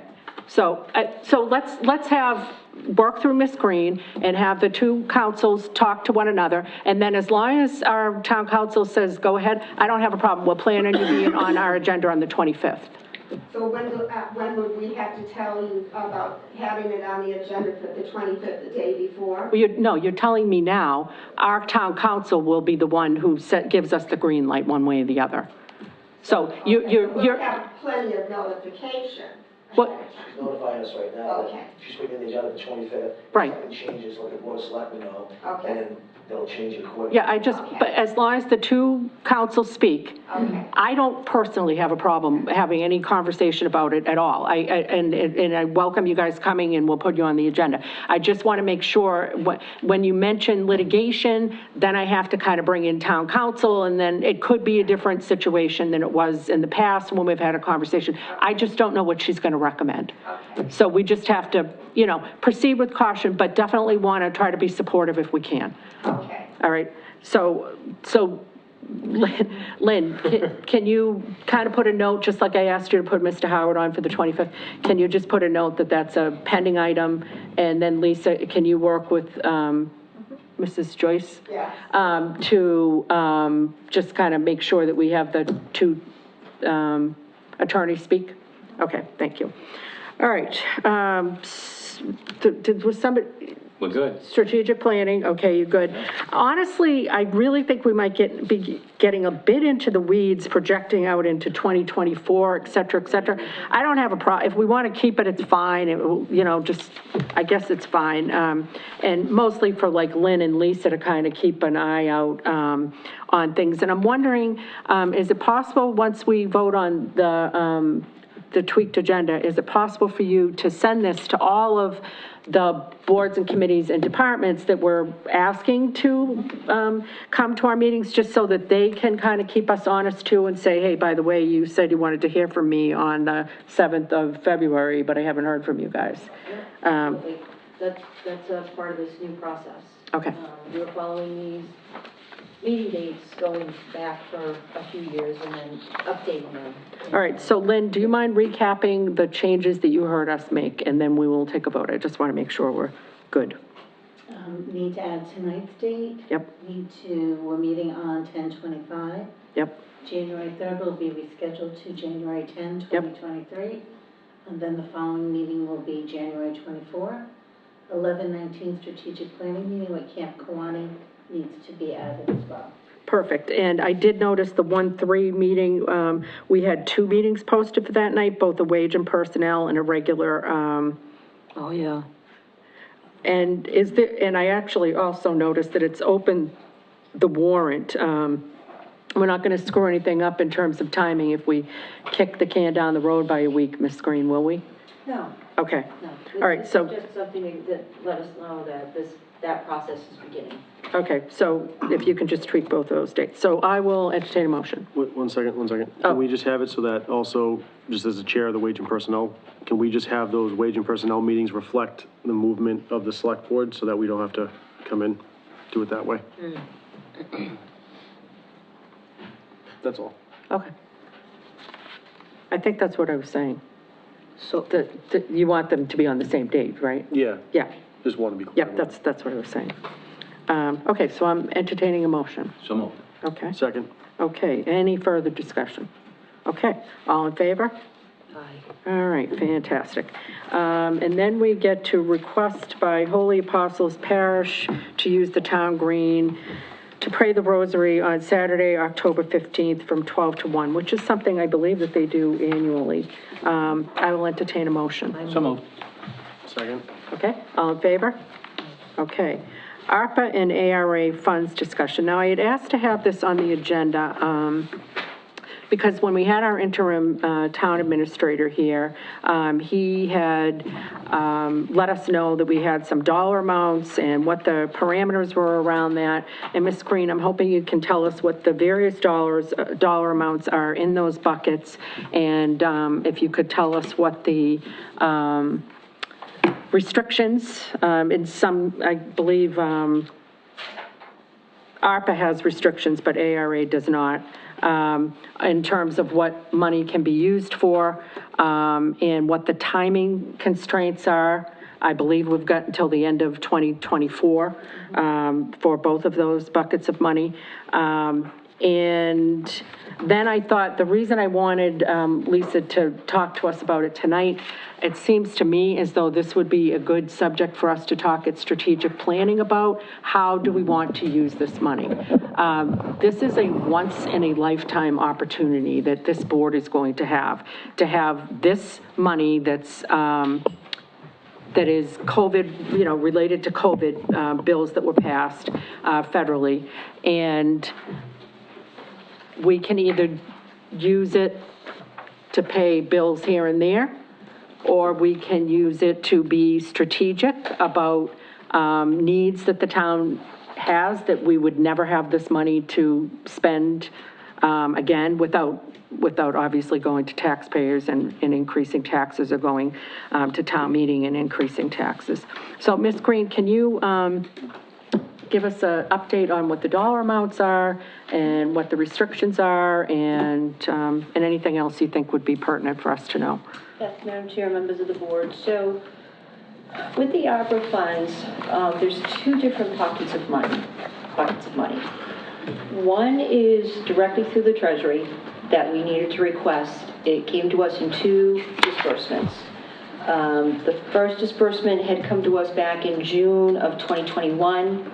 The second disbursement needed to be requested by July 27, 2022, which in one of my prior town administrator reports I had successfully requested. So from the Treasury ARPA, we have in the bank $1,127,000, $342.74. The second pot of money is being held by the Plymouth County. And that part of money, I should specify, it's being held by the Plymouth County Commissioners, okay, as the administrators of this ARPA money. And what is in that pot of money for the town is $1,028,000, $159.52. Now, basically, the Treasury, we're looking at 2 different pots of money. One is through the federal government. The other one is through the local Plymouth County Commissioners. So the Treasury, back on April 1, 2022, came out with a final rule, which basically provided some flexibility in how municipalities can use this money. Now, what they had put in place, now, this final rule is 700 pages long. So I attended a Mass Municipal Management Association meeting, which kind of broke down and gave a summary of this. Under the April 1 open rule, what they specified was if a municipality is receiving less than $10 million, obviously which Hanson is, you can opt to choose a standard allowance, which allows you to use that money for any general government services. And that can include a number of things, road construction, fire services vehicles, basically anything for general government services. So that's quite a broad, flexible, avenue that they've put into this money. That money is still in our bank account. We have not spent it. There was some talk of interest in possibly using some of this money to demolish the McQuan. McQuan is going to require procurement, which I have been working on, because we don't really know how much it's going to cost us. But hopefully, I've been working with our intern and putting this together, and hope to be able to get this out till we can get that. Now, the other pot of money that's being administered by Plymouth County Commissioners is an application process. And now they have put out they have a portal that folks can look at that basically breaks up what type of projects are eligible for this pot of money. Water and sewer infrastructure, broadband infrastructure, address negative economic impacts, support public health response, and premium pay for essential workers, which for municipality, that's a very tough category, so most municipalities are staying away from that category and really kind of just focusing towards the address negative economic impacts. Can you expand on what that category is? I mean, obviously, water, sewer, broadband, those all make sense, but exactly what things could you do to address negative economic impact? So that's a very large category of what you can do. It's probably 3 or 4 pages long of what all the different projects that you could do with that. And basically what we need to do is if we choose an applicant, a project, we put in an application and you can put your reasoning on how that will address a negative economic impact. And mainly this focuses around what COVID did to the economy and to municipalities based on revenue and how our revenue fell short because of businesses not being open, restaurants being open, not being open, and a number of things that were brought on by COVID. So that negative economic impacts focuses on a lost revenue. Now the difference between this portal and the Treasury, if you adopt that standard allowance of the 10, because we're receiving less than 10 million, you can use this on anything. There is a reporting aspect of that, but as long as we're using it on a project that's municipal surrounds, we're not using it to throw parties for anybody or buy fancy new cars. We're using it for projects that would benefit the community and the municipality.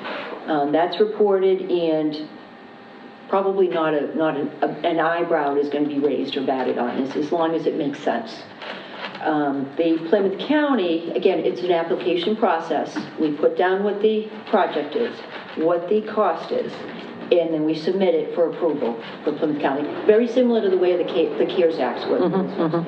And again, negative economic impacts, it is just trying to build up, again, from what COVID did to the municipalities. So for instance, which this is a true statement, we know that new growth was down during COVID. Yes. Is that something we could apply and say we had a downturn in new growth, projects had to stall because the cost of, building materials was so high that people couldn't start their projects up? We've got a number of examples of that around town.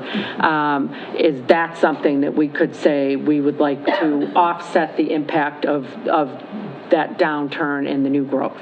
So you have to apply it towards a project. Okay. You cannot use it for, like a debt service. You can't use it again to build up your bank account, so to speak. You use it on projects that you would have normally used it on. So that's what the difference is with that.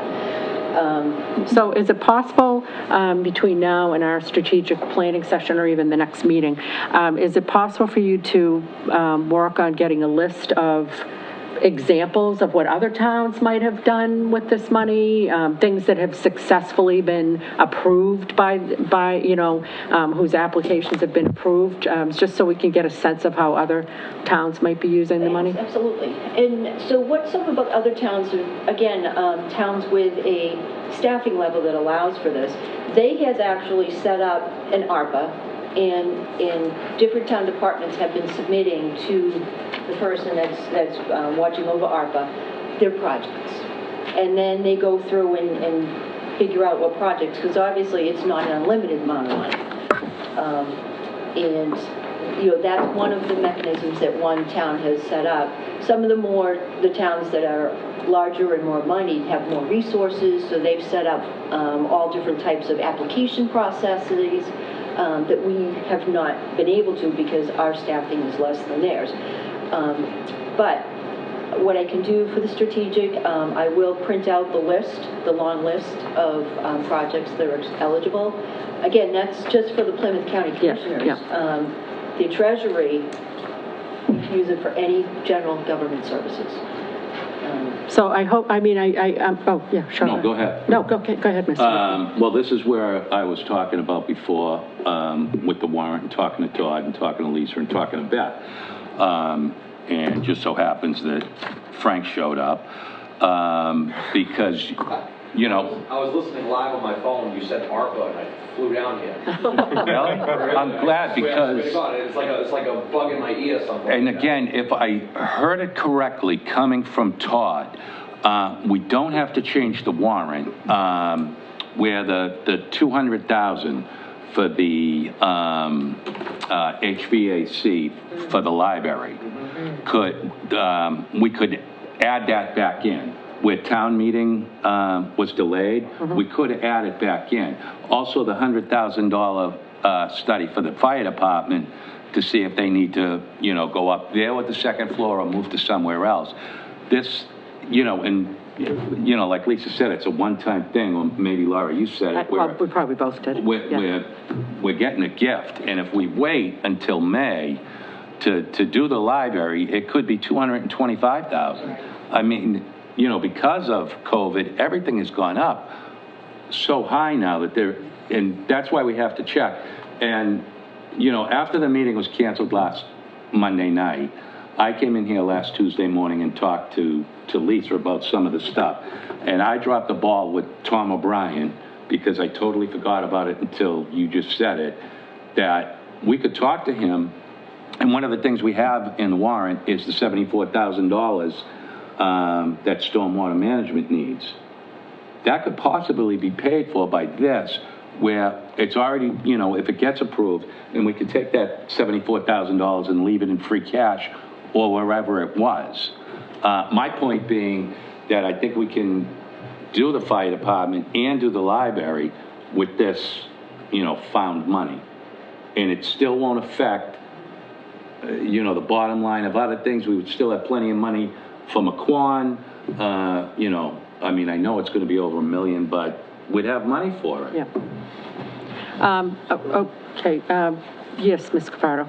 Madam Chair, Lisa wasn't here at the time, but at a town meeting, we already put aside $1 million to tear down the Quant.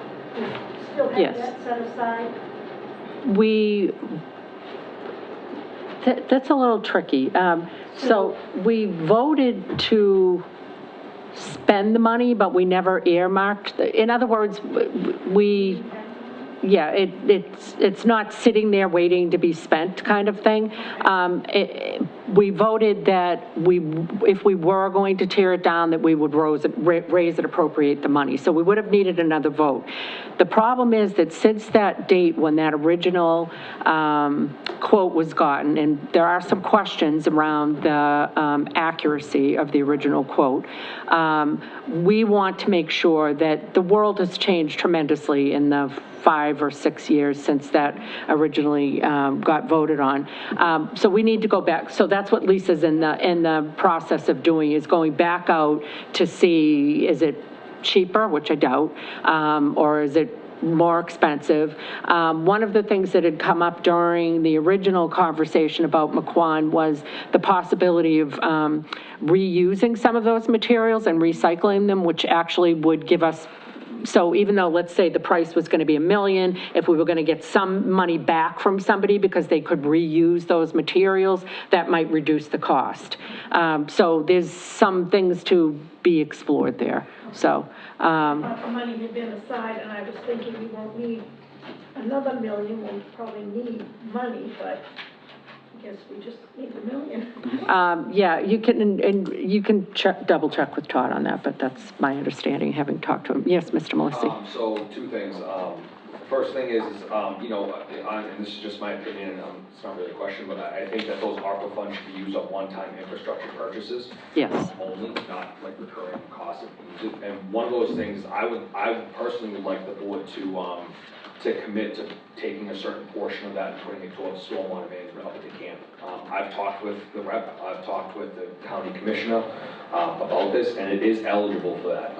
I'm not looking for $100,000 because we can use CPC, but I would like the board to commit to giving us $50,000 to help redo the cove down there. That was one of the biggest economic impacts that we had, was COVID. That's the only reason we had revenue. We didn't have any revenue down there. We got no ARPA money when we first came out. We didn't get a cent of it.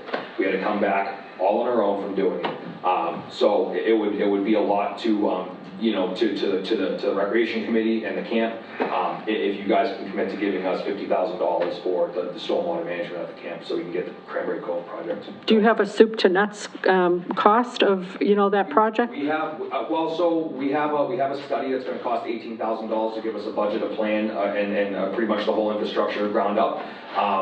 We are looking at CPC to help us fund that. It's not going to be $50,000. It's going to probably be more closer to 100.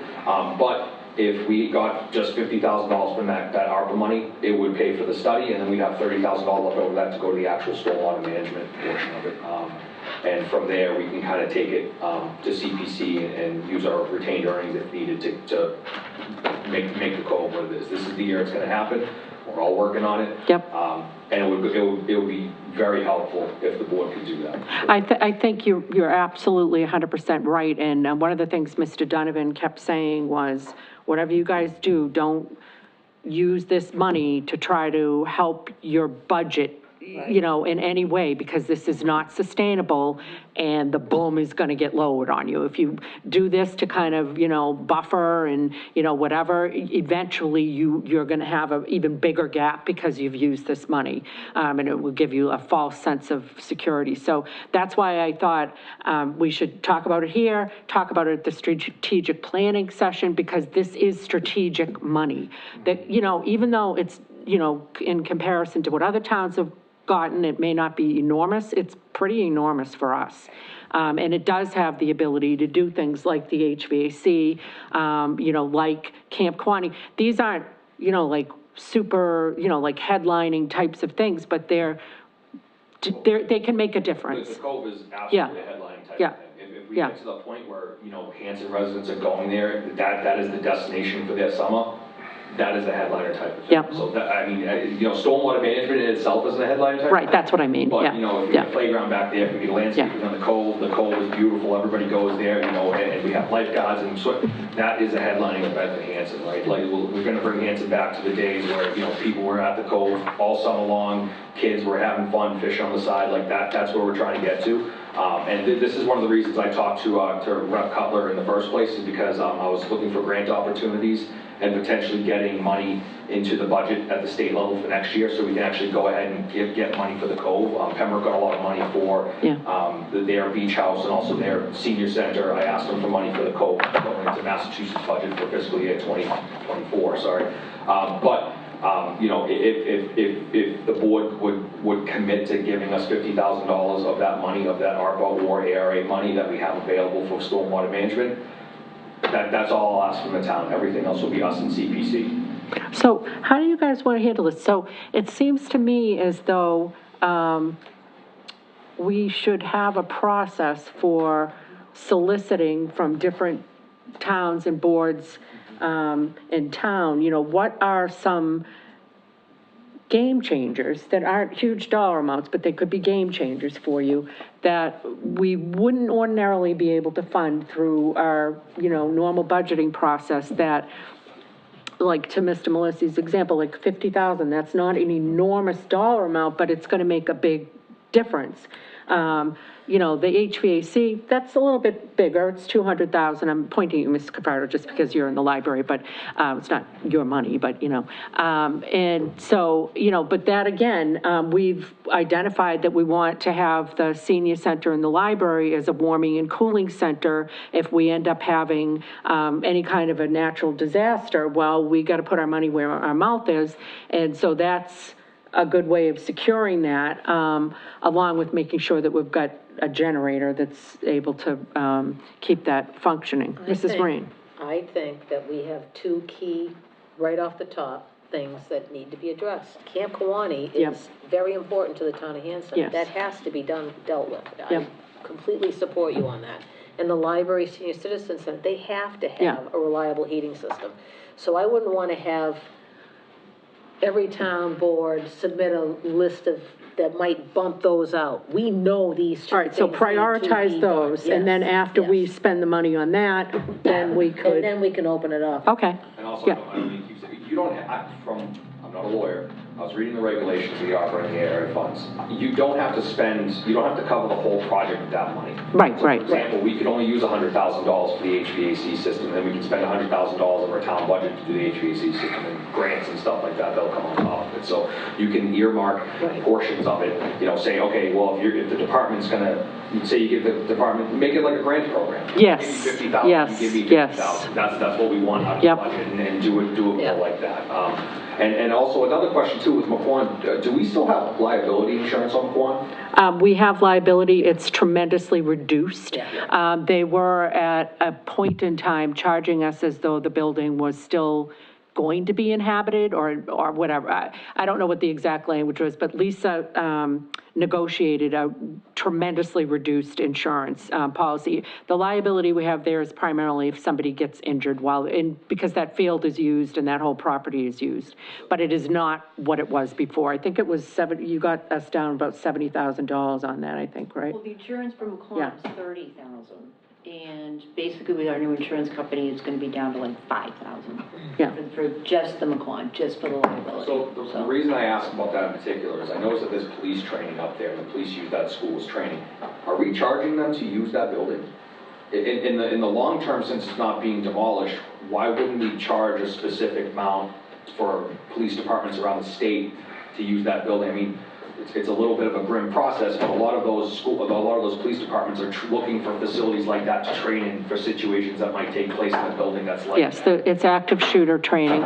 We could certainly talk to Chief Mix. Chief Mix is the one, I think it's, there's a lot of courtesies that each of the different departments do for each other, and there's a lot of collaboration amongst the towns. So for instance, if we had an issue that we can't handle with our own police force, they get called in, and fire has got the same thing. And I think that's part of why he's offered it. It isn't like all the time, but, I don't you know. see them very often, but I do see them, and I just thought, you know, it could be, you know, if it shaped out to that, I mean, if you still have liability insurance on, you could still use that building for purposes, even if it's not a police department, maybe it's like, you know, there's a lot of places that do particular training like that anyway for different things. I mean, you could always use that in a situation.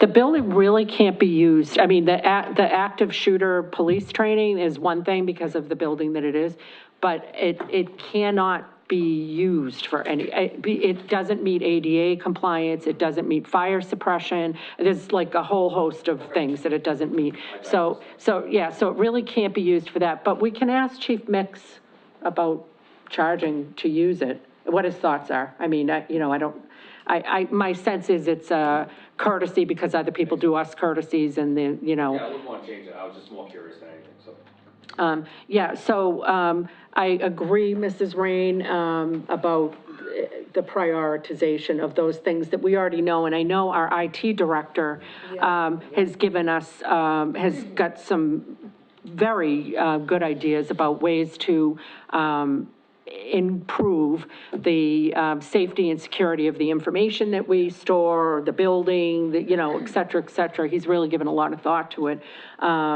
And again, I think he was going to submit some articles for the May town meeting. But now, at this point, would it be appropriate for us to take a vote to put those items into the matrix in the town meeting warrant, or the HVAC? Just double check with town meeting. And then the Camp Kawani, can we add that into the matrix? Double check with town council. Okay. How are we gonna figure, I don't know if this is where we are right now, but how are we gonna manage this going forward? I mean, we have, like, we can't be the ones that are taking in all this information and doing that. I mean, we could, but it would be, but we do have the capital improvement committee. Would that be, that's already does that type of work, would it be? I think that would be appropriate. Is that part of the I'm trying to think, would they, strategic well, it will be part of the strategic planning, but I'm just trying to think would it always be a capital improvement? There could be something that might not be, but, sure, Frank, go ahead. So, and I shouldn't have come yet, I was supposed to be watching the kids, but. Yeah. Anyway, I would suggest that you guys utilize the capital improvement committee. Give us a number that you have, we'll filter and take that information. If it doesn't hit our threshold, then we'll simply pass it off to you guys and say, we'll give you a priority matrix. Probably it will have to be by May town meeting. We'll give you a priority matrix of say, okay, this is how much money we have for ARPA. This is what the department's requested. This is the priority matrix of the capital improvement. And we can go ahead and kind of filter that and do that job for you. The only thing that we would need is a number. I think that's in our purview to do that, though. Yes. Also is to do that. So Now, how would you guys propose, because I do think that you kind of need to go down the same path that community preservation goes, where they've got the application, and as part of that application, they're asking, okay, you're coming to us for money, but we don't want to be a welfare system. So what other sources of money are you leveraging? Have you applied for grants? Is there private money that's involved? Is it do you have budget money that, whatever those other sources of money might be? Is that something you would be open to? I mean, I would obviously have to talk to the committee about it, would have to discuss it, and we actually have a meeting on Tuesday of next week to discuss it, to go over the capital improvement matrix and so on like that.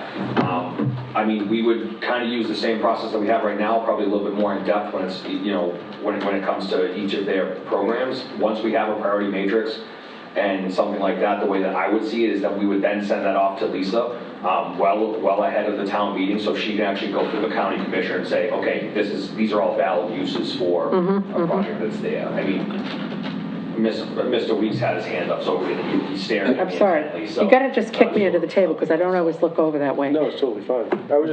What I was gonna say, Ed stole most of my thunder, but what I will say, no, it's totally fine.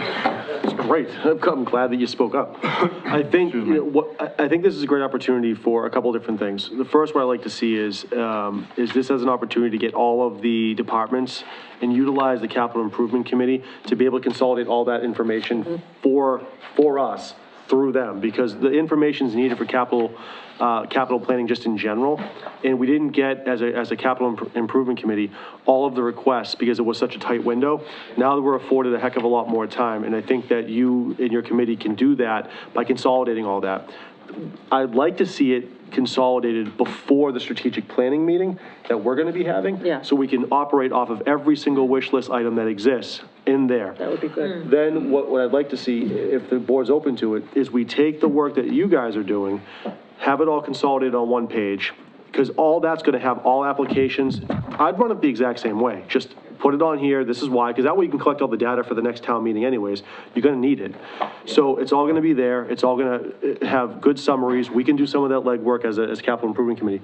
Strategic planning wise, might make sense to check off the boxes of the obvious stuff that we think are infrastructure needs and safety needs, but then come up with criteria on our own of what we would like to see kick back to the committee and other committees like that to say, well, here's now the rest of what we're thinking about. We've already taken this much off.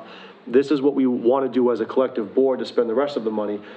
Now you guys do the job of combing through that and see which ones of these fit the criteria, and then we start that conversation all over again. It might even be a better process to wait.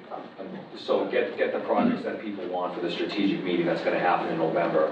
And then we can roll this same process into our capital improvement matrix that come February, something like that, or, January. Get the list of projects that are needed there. And as a committee, we can go through and say, okay, this needs to be done from free cash, this can be done from Arpa, and then kind of go through that. Because, when people see money out there, they'll take it. They have no, they're just they're vultures, right? So what will happen is we simply request them putting in their projects that they need for that year like we would any other year, and we just move the flow. We have to use it by end of year, or is it end of fiscal year 2024 or end of year? I'm not sure. But I believe it was end of fiscal 2024. Okay, so we have, No, I'm sorry. I think it was December of 2024.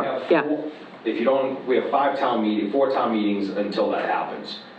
If nobody, this town's good at one thing, spending money, right? So the one thing that we can do is spend $2 million in 4 town meetings. I mean, I can do it hands alone down at the campus, so if we need help with it. But we should go through the same process. We shouldn't advertise that this money's out there for free, because then people will just take it for needs that they think is a need, but it's not actually a need. It should be the regular capital improvements flow that they do. Fire workstation study, HVAC system, generator, generator for the town hall. But we don't want to advertise that we can afford a Lamborghini when we're trying to spend money on other stuff. No, you're right, and I do like the idea of seeing how that strategic planning session pans out, because I think that's going to identify some priorities that we may not even be aware of right now. We may not even be thinking of them as priorities, and then that can inform the next phase of the capital improvement. Mr. Hickey. Frank, you're the chair of the capital improvement committee, right? Yeah, but I'm not speaking on... Do you have a quorum here tonight? Because we're getting real close. We do not have a quorum here tonight, actually. We only have 3 people. Okay, cool. Which I think is absolutely right, doing it on the 19th. Yeah. My main concern is with Camp Kiwanee and the Cove, to put that 50 grand, on this town meeting. That's what we're talking about. Right, right, and that's all I want to make sure of tonight, is that we're doing that, and we're going to take care of the fire department and the library. And then, as we go further, I think the plan that, Joe and Frank and Ed have come up with, that will work out for that committee, but I want to, Mrs. Picardo, The library doesn't have a generator. In case the power goes out, we really aren't going to be a heating or cooling. I got to ask. We were going to ask for our plan was ask for 200 to take care of the HVAC in October, and in May, ask for the generator. I have a question about that generator, though. Wait a minute. I don't know how. There is a generator. It is not useful. The one at McQuon, it's horrible. Who says?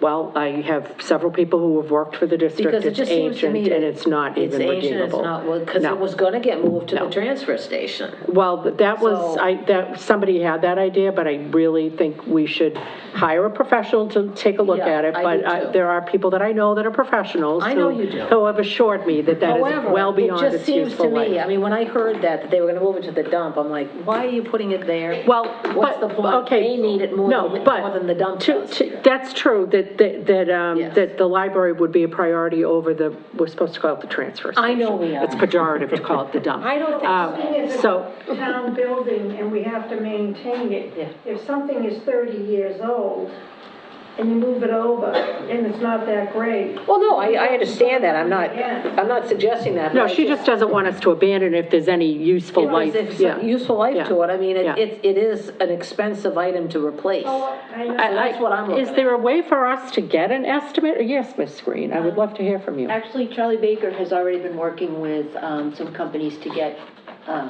quotes on that. Okay. Okay, good. On new generators? To remove the one that's at the McQuon and move it over to the transfer station. Okay, since we're not the Board of Health, and that would be their purview, that's fine, and Charlie can work on that. But as far as the estimate for, Yes, he has been working on that, and if I could add, on the Plymouth County Commissioner's ARPA, it's all reimbursable funds. We have to spend the money first. Okay. We have to spend the money first in a few categories, and under the negative economic impact, the threshold on that is if the cost is less than $500,000, it's reimbursable. Okay. So we send it first. If it's if it exceeds $500,000, it'll be awarded in advancement only. So we have to keep that in mind. That falls under the negative economic impact categories and the support public health categories. okay, so we'll have to work with Mr. Hassett. I know that we had two town meeting warrant articles that were also reimbursable grants that were for conservation properties. One was for sleeper property. I think that was roughly 300,000. 200 to 3, yeah. And then there was another piece of property that again was reimbursable. In my mind, I added, kind of addle-brained, but I had added them up, and I remember thinking that we were gonna be due over $400,000. That would get us the money. I guess what I'm trying to say, if we were tight on money already, and we knew that going into town meeting, and now you're telling us this is reimbursable, then we have to double check with Todd Hassett that we've gotten reimbursed for those grants so that we now have the money to spend to get reimbursed again. So I can confirm we did receive the sleeper grant. However, it was $12,000 less because the title exam on that and one other expense was not eligible for reimbursement. Okay. So the grant came into us at about $192,000 rather than $203,000.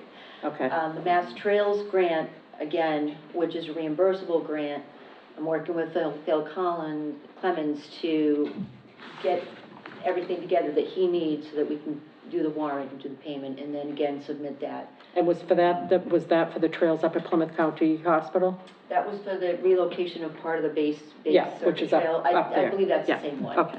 All right. So, under the public health response, all projects are reimbursable, so they don't have a threshold. Okay, I mean, so the it's a little bit of a risk that we wouldn't get reimbursed, but I think these are projects we otherwise were going to support anyway. It was just a matter of when we were going to support them. So it's not as though we're saying these are projects we weren't going to do, let's do them now. Right. And plus, we would have the conversations with Tom O'Brien, who's the Plymouth County Treasurer, on his guidance on these. Yeah, so he can't give an assurance, but he can give guidance, and hopefully that Provide would guidance, lead us in the right direction. Okay.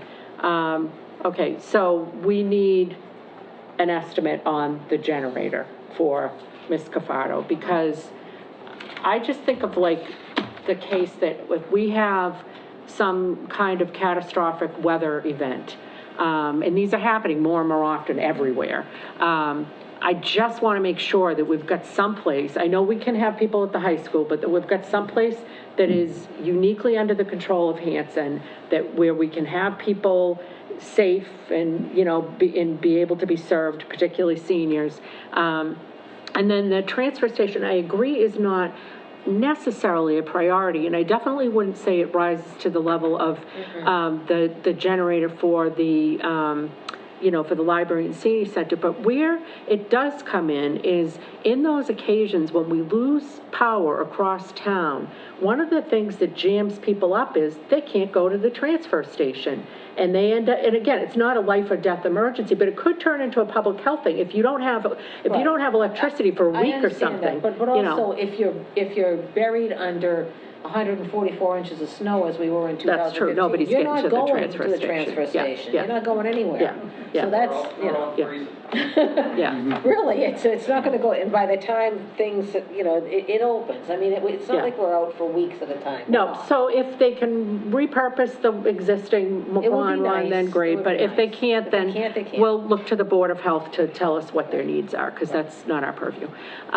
Okay, so that was quite a roundabout, round-the-world discussion about ARPA, ARA, but I think where we've landed is you've got some to-dos, you're gonna check in whether we can tuck those in to the warrant, so we can get the fire, Camp Kawani, and fire feasibility study, Camp Kawani, stormwater management, and the HVAC for the library and the senior center. And does everybody agree on that? Okay, all right.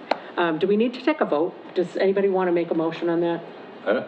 I don't think we have to. Yeah, I don't think we have. We will eventually, but we don't have to until She comes back. they're added in and all of that, because we do want the finance committee to look at them, even though it's all one-time money, so they shouldn't have a problem with it. No, and I think that's an important, very important point, Lisa, is we do want to make sure we loop in Mike Dugan, who's the acting chair of FinCom, just to let him know that he doesn't need to take his nitroglycerin tablet, that this is not coming from taxation, it's coming from, you know, from the ARPA ARA funding.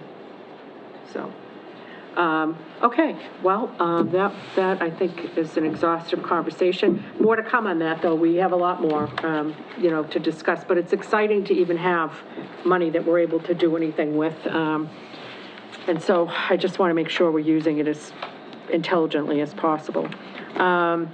We have on here appointment to Capital Improvement Committee for Corinne Cafardo. Ms. Cafardo, did you want to step up to the podium and just tell us a little bit about yourself and why you're interested in capital improvement? Hi, I'm Corinne Cafardo. I live at the Whitman end of Hanson. I've lived here 35 years since I got married. My husband was a teacher in the school system. I have a business background for over 40 years. I ran a company for 25 years, and then I worked in mutual funds, and I also worked in the banking industry. I'm already serving on a couple of groups. I'm chair trustee for the library, and vice president of the foundation, Library Foundation on Green Hanson. And I do attend several other committee meetings in town. I started this 3 years ago when I retired, mainly to become more familiar with what goes on in the town, how the town government works, and learn how I could raise money for the library.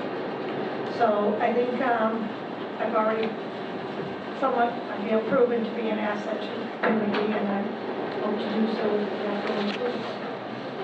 Okay, did anybody have any questions? Mr. Weeks? Just the one I go to all the time. Do you have any types of disclosures or anything that would make you unable to serve? No, I even checked with the state ethics commission. Great. Okay, anybody? Make a motion. Okay. Well, I'm sorry, I Yes. don't mean to keep talking, but Kurt was actually at our last capital improvement meeting, and she had such a great conversation with everybody there, we almost forgot that she wasn't a member. We were asking her for a vote, and like, you know, she was absolutely fantastic, had a lot of great ideas. I'm super excited for part of the capital improvement committee, and we're gonna get a lot done with her, especially with the committee that we have right now, so. Thank you. Okay, anybody, so I think you were mid-motion. Yep, Okay. I'll make a motion that we appoint Corinne Cafardo as a member of the Capital Improvement Committee. For a 3-year term. Second. For a 3-year term. Yep, okay. Any further discussion? All in favor? Okay, great. And with that, are you now a full, complete? We are absolutely full now. We have a full capital improvement committee. We have that article in Maytown meeting to make it a 5 with 2 alternates. We got a meeting next Tuesday. We're ready to rock and roll. That's amazing. So now you do have a quorum. Well, we had a quorum before, Oh, but now we have a all right. stronger quorum. Well, no, he meant tonight. Oh, no, we don't have a quorum. She hasn't been sworn in yet. She hasn't been sworn in yet. Yeah. But, Yeah. yeah, so we have a full capital improvement committee, and we're ready to go to work, so. If Patricia Wheeler was here, they would have had a quorum. She usually is here. Yeah. I know we got two missing persons right now. I'm actually nervous. That's Kurt and Patricia, who are usually at every meeting. Okay, so thank you for stepping up, and we appreciate it.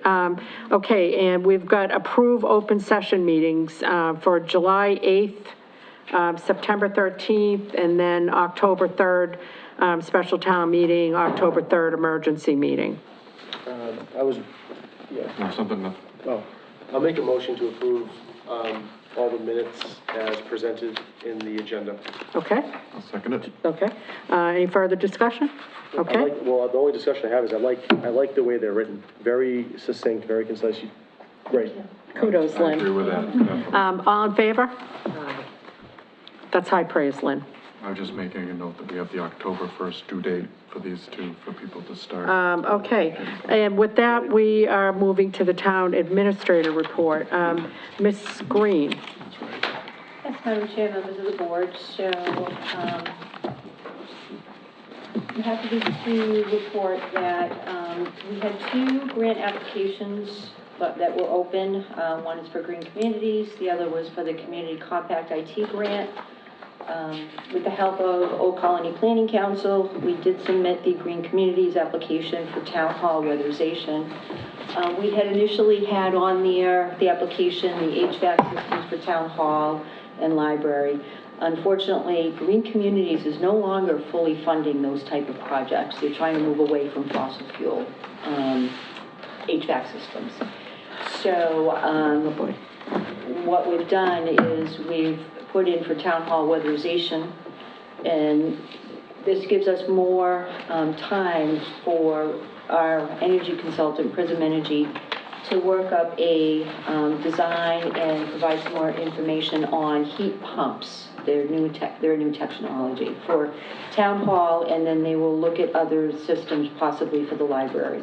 But that's probably either the spring or next fall eligibility. But this will show Green Communities with weatherization of town hall that we are beginning the process to weatherize the building to get ready for our new system.